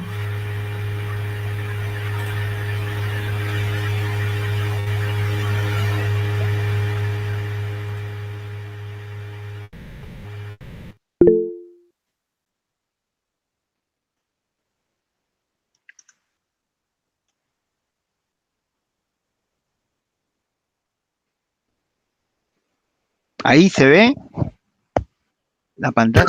Sí. Sí, yo te veo ahí. Bueno. Esperen que me voy para allá. Ahí está. Bueno, ahí dice papers.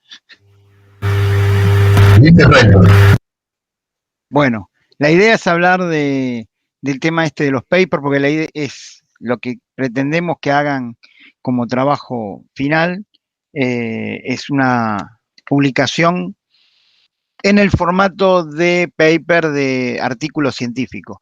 Es muy común que se produzca este tipo de información. Es el resultado de las investigaciones, es algo que se promueve desde todas las universidades. En el caso nuestro, la CONIAU insistió mucho que la UTN en su momento no producía artículos de tipo científico, entonces hinchó bastante para poder calificar carreras como la de ingeniería electrónica, Entonces influye bastante, porque además cuando uno va a buscar algún tema, lo ideal sería que justamente uno revise papers, ¿sí? Que revise estos trabajos de investigación, que, bueno, ahora hablamos un poco de qué tipo de trabajo pueden ser, pero tendrían que ser el punto para iniciar cualquier investigación, porque tal vez uno encuentra un libro fantástico, pero no se va a leer todo el libro. Ahora se lo tiramos a ChatGPT o alguno de esos para que me haga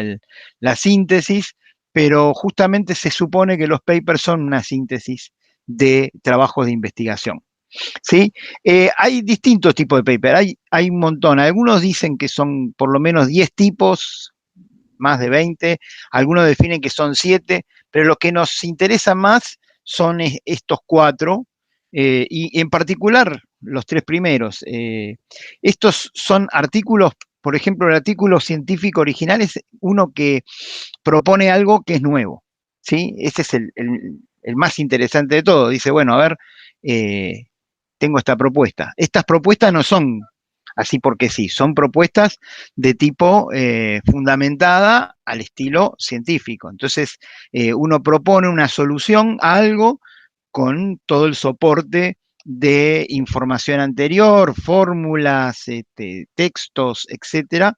En el caso esto es lo mismo para medicina, para filosofía, para un montón de áreas. En el caso nuestro científico, lo sustentamos con fórmulas, con información que puede ser cualitativa o cuantitativa. Un ejemplo que puse, que es muy viejo, esto ya tiene más de 50 años, debe tener más de 70 años, es el paper que hizo Claude Shannon sobre la teoría de la información para las comunicaciones. La deben haber visto, si vieron comunicaciones, ya vieron toda la teoría, la entropía, todo eso, lo tiró un tipo de un día para el otro, dijo, che, esto hay que hacerlo de esta manera, y tiró un montón de fórmulas. Shannon tenía esta costumbre de hacer formal cosas que eran más o menos en el aire. El caso del famoso teorema de Nyquist no era un teorema, era una suposición que había hecho Nyquist, y Shannon agarró y dijo, a ver, y le hizo todas las fórmulas para demostrar, y se convirtió en teorema. Bueno, acá lo mismo, este trabajo fue inédito, creó las bases para todo lo que vino después de comunicaciones, ¿sí? Bueno, nosotros no pretendemos elaborar una teoría nueva de cero, pero sí tener algún tipo de propuesta interesante. Hay artículos que son de revisión y son importantes. A veces aparecen con el nombre de estado del arte, y a uno le suena estado del arte en algo científico, el arte, uno dice, no, esto no tiene nada que ver. Bueno, se refiere a que uno puede hablar sobre qué es lo que hay sobre determinado tema. ¿Sí? Y uno dice, pero ¿y eso? Sí, es muy útil cuando, como dice ahí, se analizan y se sistematizan los datos que uno tiene sobre determinado tema. Entonces aparece un tema nuevo, ahora no sé, vamos a suponer inteligencias artificiales, quiero ver qué es lo último que hay. Entonces alguien que prueba todo, prueba, no sé, ChatGPT, Gemini, Perplexity, pruebo todo y hago un trabajo donde digo, bueno, los probé, hice estas pruebas, hice estas cosas y lo sintetizo. Eso puede ser muy útil para alguien que esté investigando sobre el tema.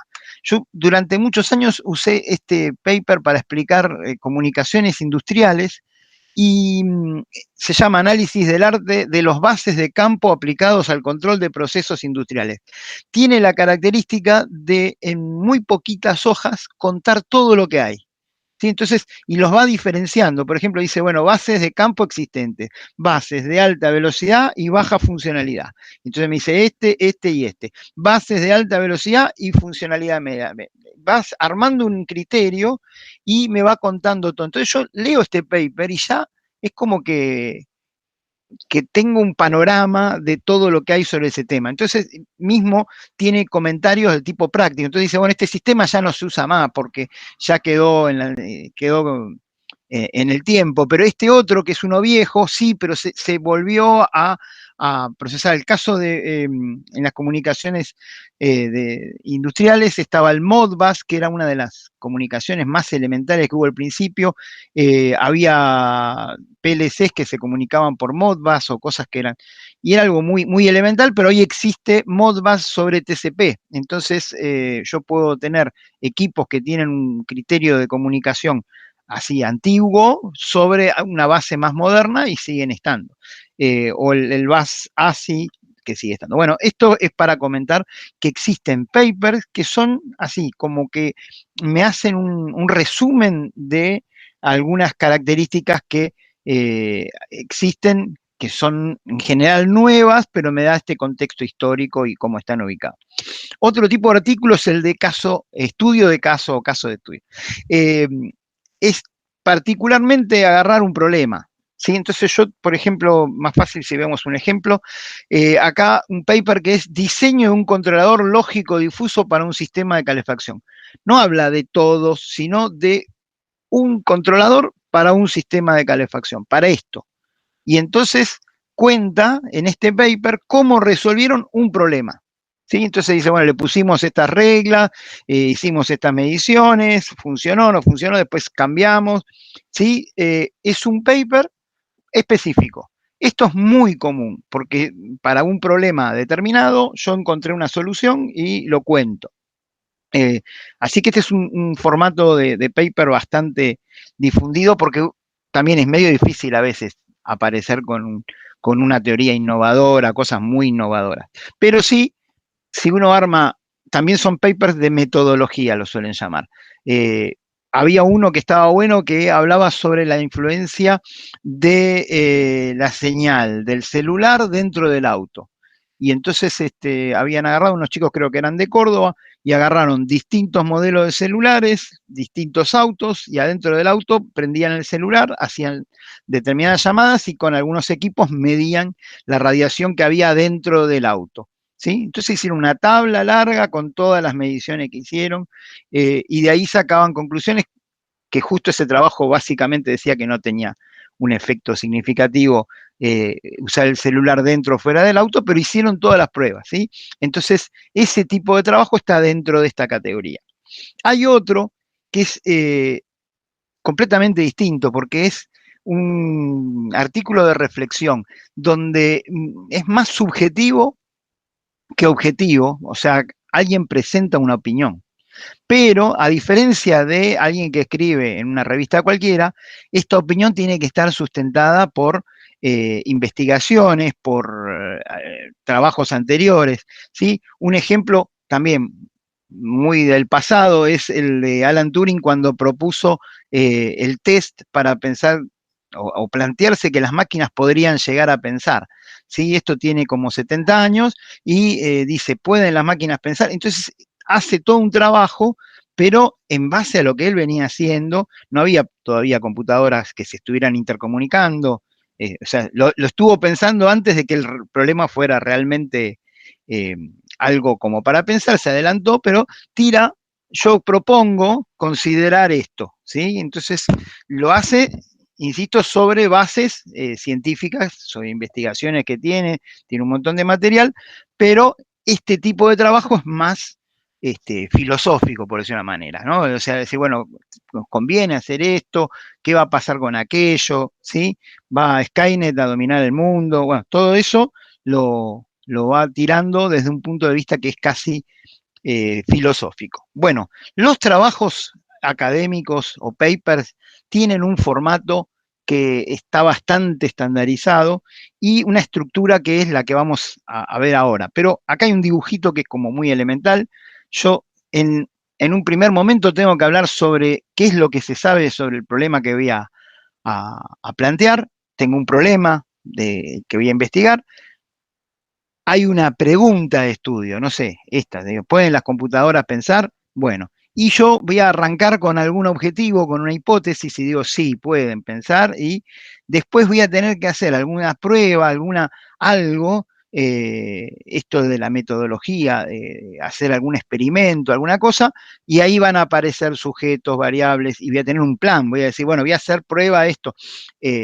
de esto que les decía de los celulares, bueno, voy a usar, no sé, ¿cuántos celulares tengo que probar? ¿Es suficiente con que pruebe con 5 celulares distintos? ¿Tengo que probar con más? Bueno, ahí toda esa discusión está dentro de esta parte de diseño y métodos. Después junto los datos, hago experimentos, hago simulaciones, investigo, junto datos de algún libro. Todo eso me va a permitir analizar y llegar a algún tipo de resultado.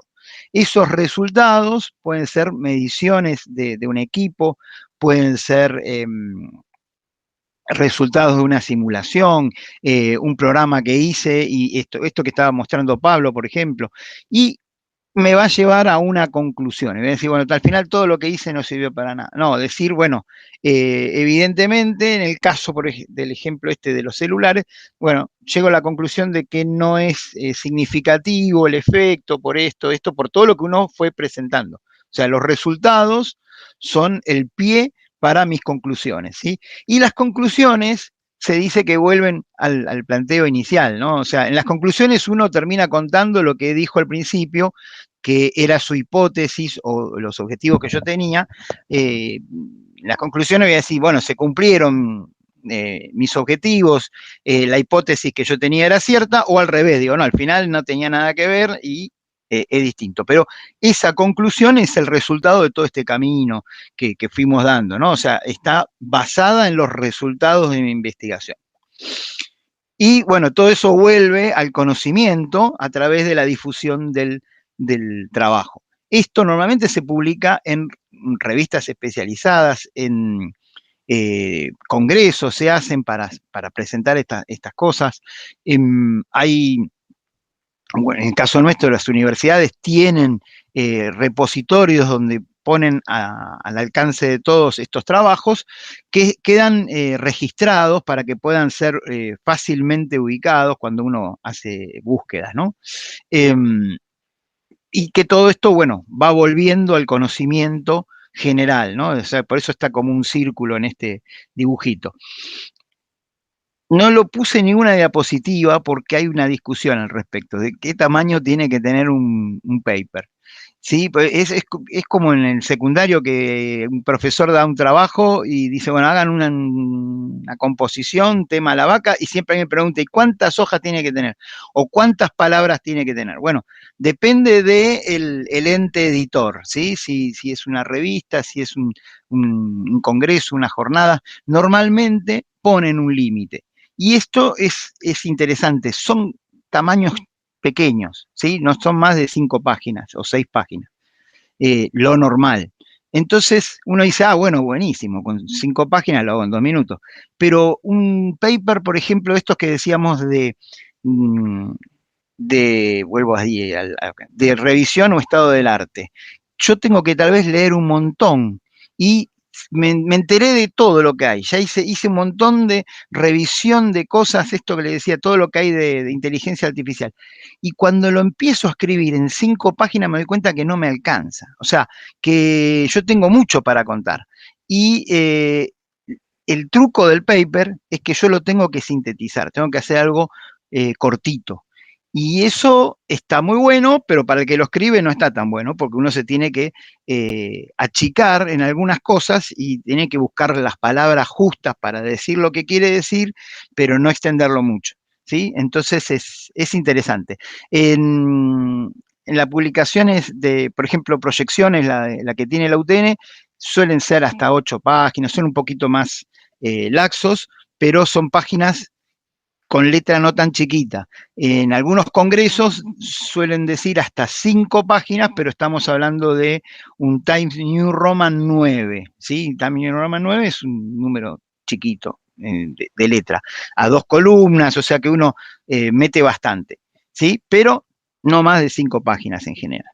Bueno, ¿qué es lo que tiene un paper? Tiene un título, ¿sí? Lo primero que tiene es el título, lo cual es bastante lógico, y tiene que decir claramente de qué trata el trabajo, ¿sí?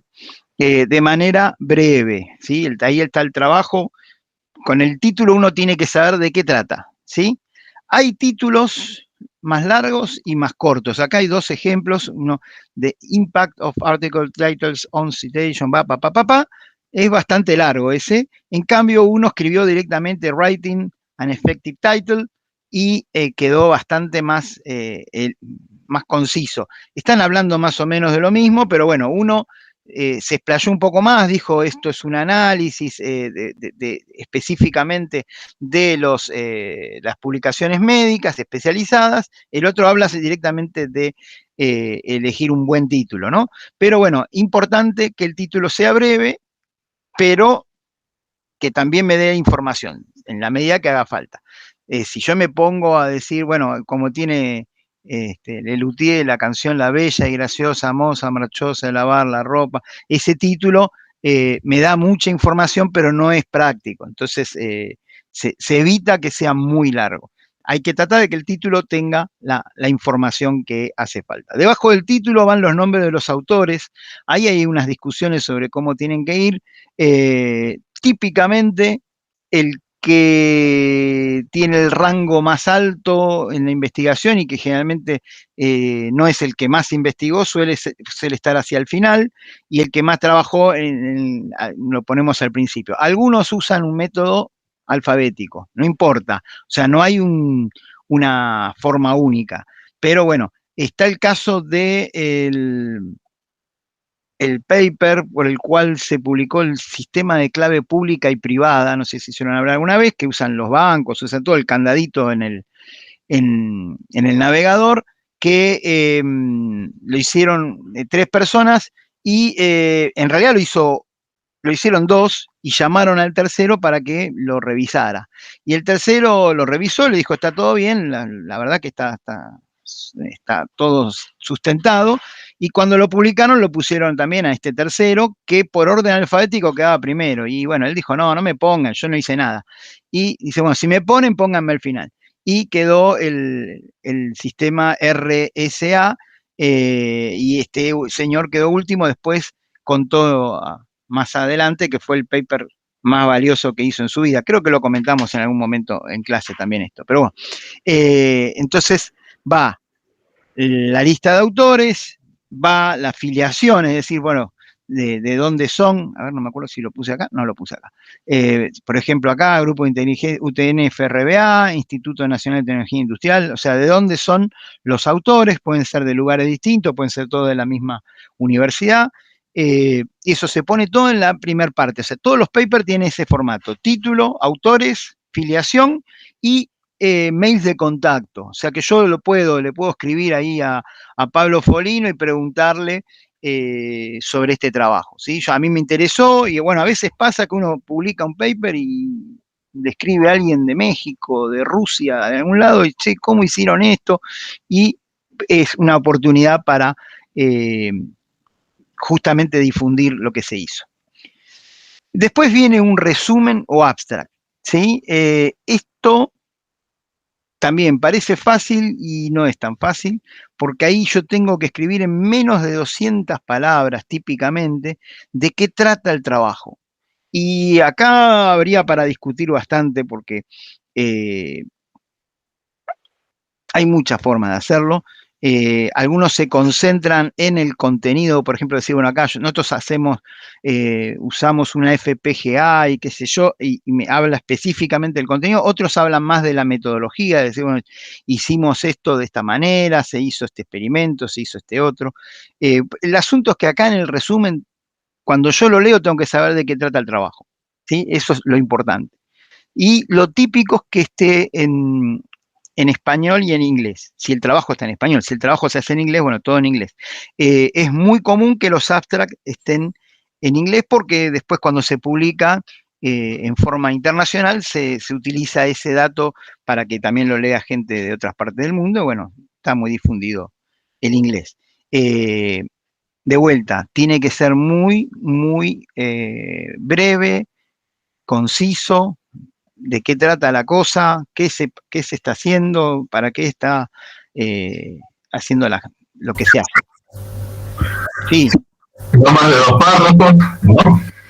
Ay, no te entendí nada. No más de 2 párrafos, digo. No, claro, son poquitos párrafos, algunos ponen límite de palabras, algunos ponen 100, 200 palabras, cuando uno se da cuenta, 100 palabras es un párrafo y medio y bueno, hay que tratar de que esté claro.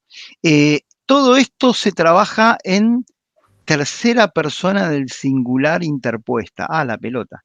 Es decir,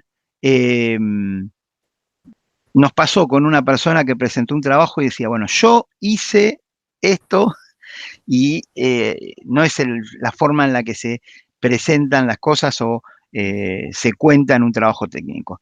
Normalmente ahí se escribe, se hizo esto, se realizaron tantas mediciones, ¿sí? Se trabaja en tercera persona interpuesta, no lo hago yo, se hizo, lo hizo, está como en un pasado.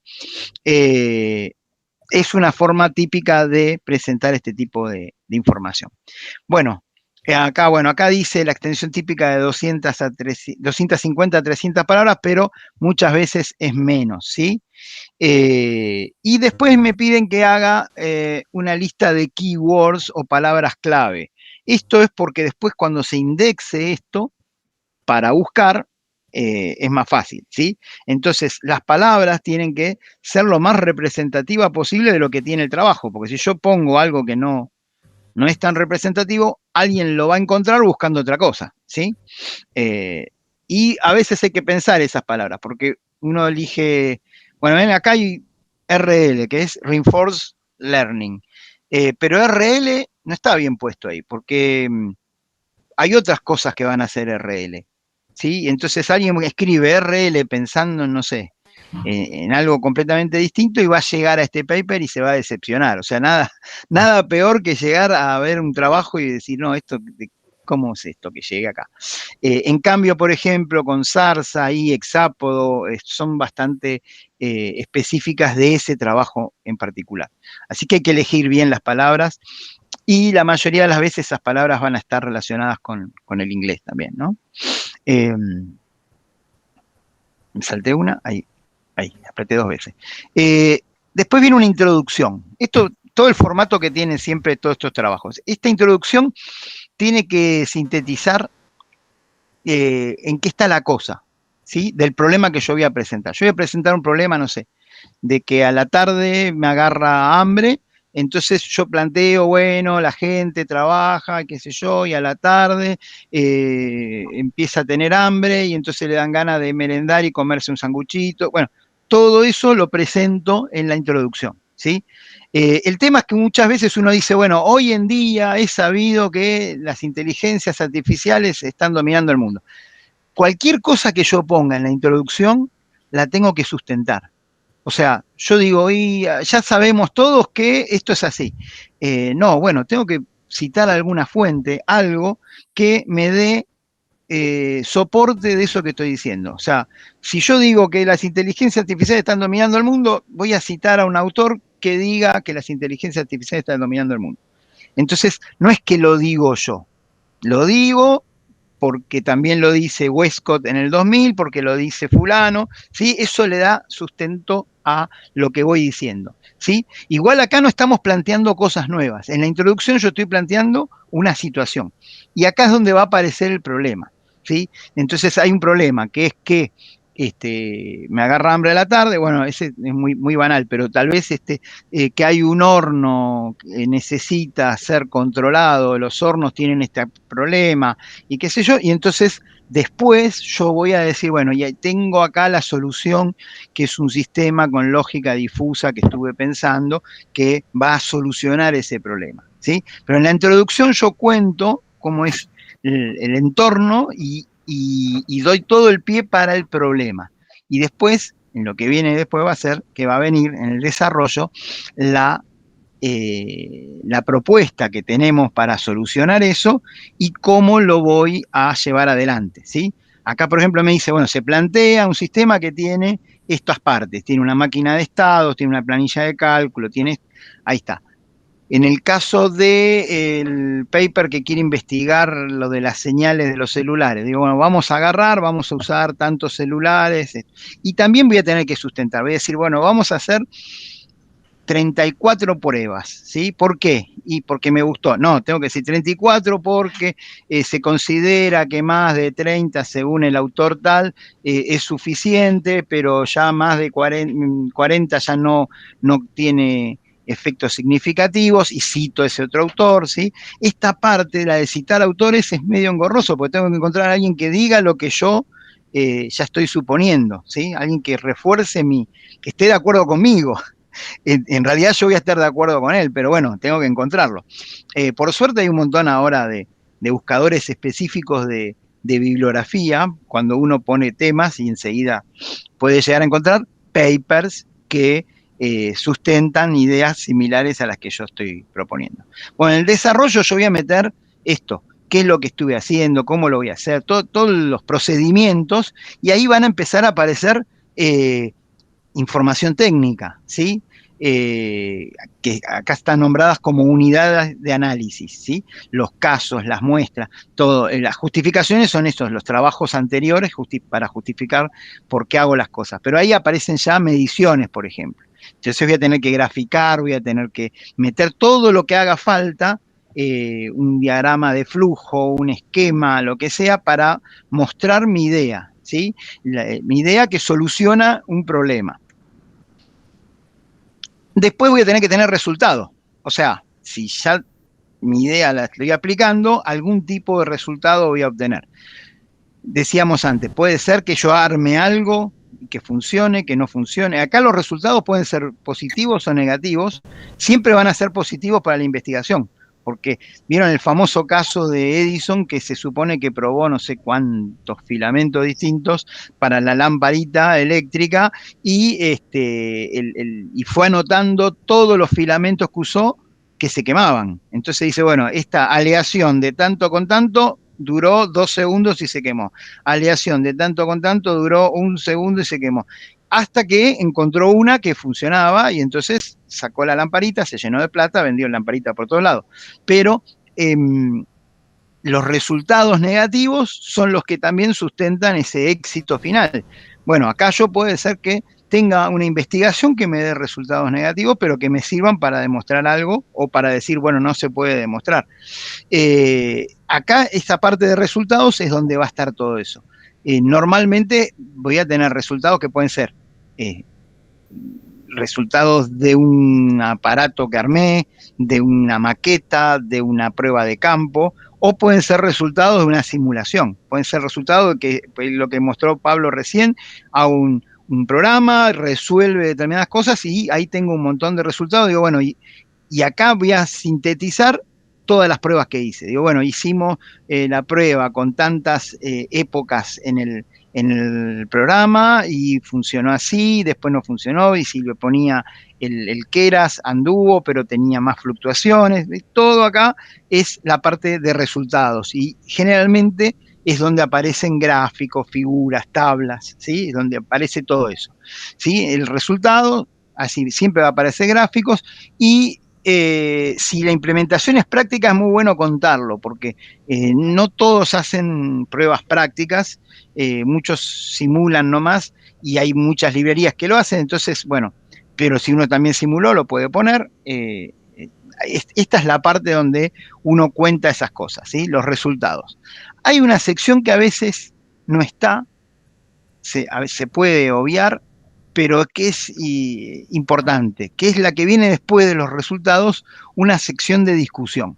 Porque yo ahí podría decir, en vista de los resultados, yo digo, che, este trabajo tendría que ser más extenso. Por ejemplo, digo, lo hice con tantas muestras y estaría bueno hacerlo con más muestras. Pero yo ahora no tengo, en este momento no tengo estos recursos, ¿sí? No sé, mi investigación necesitaría más computadoras y más tiempo de cálculo. Entonces yo lo digo acá. Digo, estaría bueno hacer esto con más computadoras y hacerlo en otra época del año, y hacerlo no sé, en Lituania, porque geográficamente tiene una ventaja. Yo todas esas cosas las meto acá, donde por un lado puedo ya empezar a interpretar mis resultados y decir que tal vez no tienen sentido hacer más investigaciones o no tiene sentido hacer más muestras, o al revés, digo, estaría bueno hacer esto. Esta parte es la que demuestra que uno está metido en el tema y que se le ocurren las cosas. Y a veces yo llego a un punto que tengo que terminar mi investigación, tengo que aprobar la materia, tengo que cerrar y cierro acá, pero digo, uy, esto da todavía para más, ¿sí? Ese da para más es una invitación para que otros sigan la investigación y también es una forma de decir, ves, yo en realidad sé más que esto, podría hacer más que esto y lo sé, ¿sí? Eso da como una idea de que uno tiene un conocimiento del tiempo y que es una punta para más adelante. Tal vez uno mismo es el que después lo continúa. Hay papers que tienen como partes. Con Pablo hicimos un paper sobre un sistema de control que con el tiempo descubrimos, siempre cada vez que hablábamos de ese sistema, alguien decía, pero ¿es estable o no es estable? Entonces después hicimos un paper sobre la estabilidad de ese sistema, ¿sí? O sea, era algo que surgía naturalmente del análisis de los resultados. Y bueno, porque había gente que preguntaba esas cosas. Después vienen las conclusiones. Uno dice, pero esto de recién que analizamos los resultados no son las conclusiones. No, las conclusiones tienen que ver con lo que se planteó al principio, ¿sí? O sea, yo repaso lo que dije al principio, lo que se planteó en la introducción, lo que se planteó al principio del desarrollo, que yo dije, bueno, voy a hacer esto para solucionar este problema, ¿sí? Y acá yo digo, bueno, ¿se soluciona el problema o no se soluciona el problema? Sí, se soluciona. Bueno, y acá es donde yo medio que vendo lo que estuve haciendo. Digo, bueno, esta solución es buenísima porque me permite solucionar este problema con pocos recursos y qué sé yo. Y bueno, acá hago como un cierre de todo. Acá como que en la discusión me permito dudar. Acá yo digo que fue buenísimo lo que hice, ¿sí? No sé si esto lo tenía que decir, pero bueno, sí, es así. Es como donde termina. Después viene una parte que es importantísima. Vamos a hablar más de los apartados que del tema principal, que son las referencias, o sea, la bibliografía. Y uno típicamente, ¿qué tira? Yo estuve buscando en internet, agarro y tiro la URL de donde estuve buscando. Y no suele ser así. Hay un formato internacional, no sé si todo el mundo lo sabe, nosotros lo fuimos descubriendo a los golpes. Hay formatos para presentar la bibliografía. Pero la bibliografía no es solo un libro, puede ser una página, puede ser el ChatGPT. Si yo quiero citar que algo que tiene que ver con ChatGPT, tengo que hacerlo de esta manera, tengo que poner OpenAI y el año, tengo que poner normalmente, si es una página, la fecha en la que lo revisé, acá tiene que ver qué versión, todo, tengo que dar una información que permita al que está leyendo el trabajo reconstruir la situación en la cual yo obtuve esa información. Entonces, vieron que hay un montón de páginas que van evolucionando o artículos que desaparecen de las páginas. Entonces, hay varios formatos para presentar esto. El más común es el formato APA, pero es el más común de todos y es el más lejano a nosotros, porque lo organizó la Asociación Psicológica Americana. O sea, nada que ver con nosotros. Pero bueno, hay varias instituciones. Las típicas, estas 4 que aparecen ahí son las más utilizadas. APA, MLA, Harvard, y ahí, ¿dónde está? Hay una que no está ahí, que es la ISO, ¿sí? Pero típicamente me dicen APA, ¿sí? ¿Y qué tiene APA? Dice lo mismo, todos dicen lo mismo.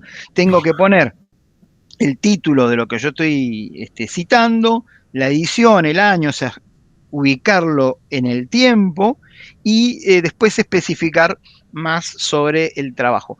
Típicamente los autores me interesan. Bueno, esperen que ahí va. Acá hay un ejemplo de referencias del formato de la IEEE. Es igual que el APA, pero ordenado de otra manera, ¿sí?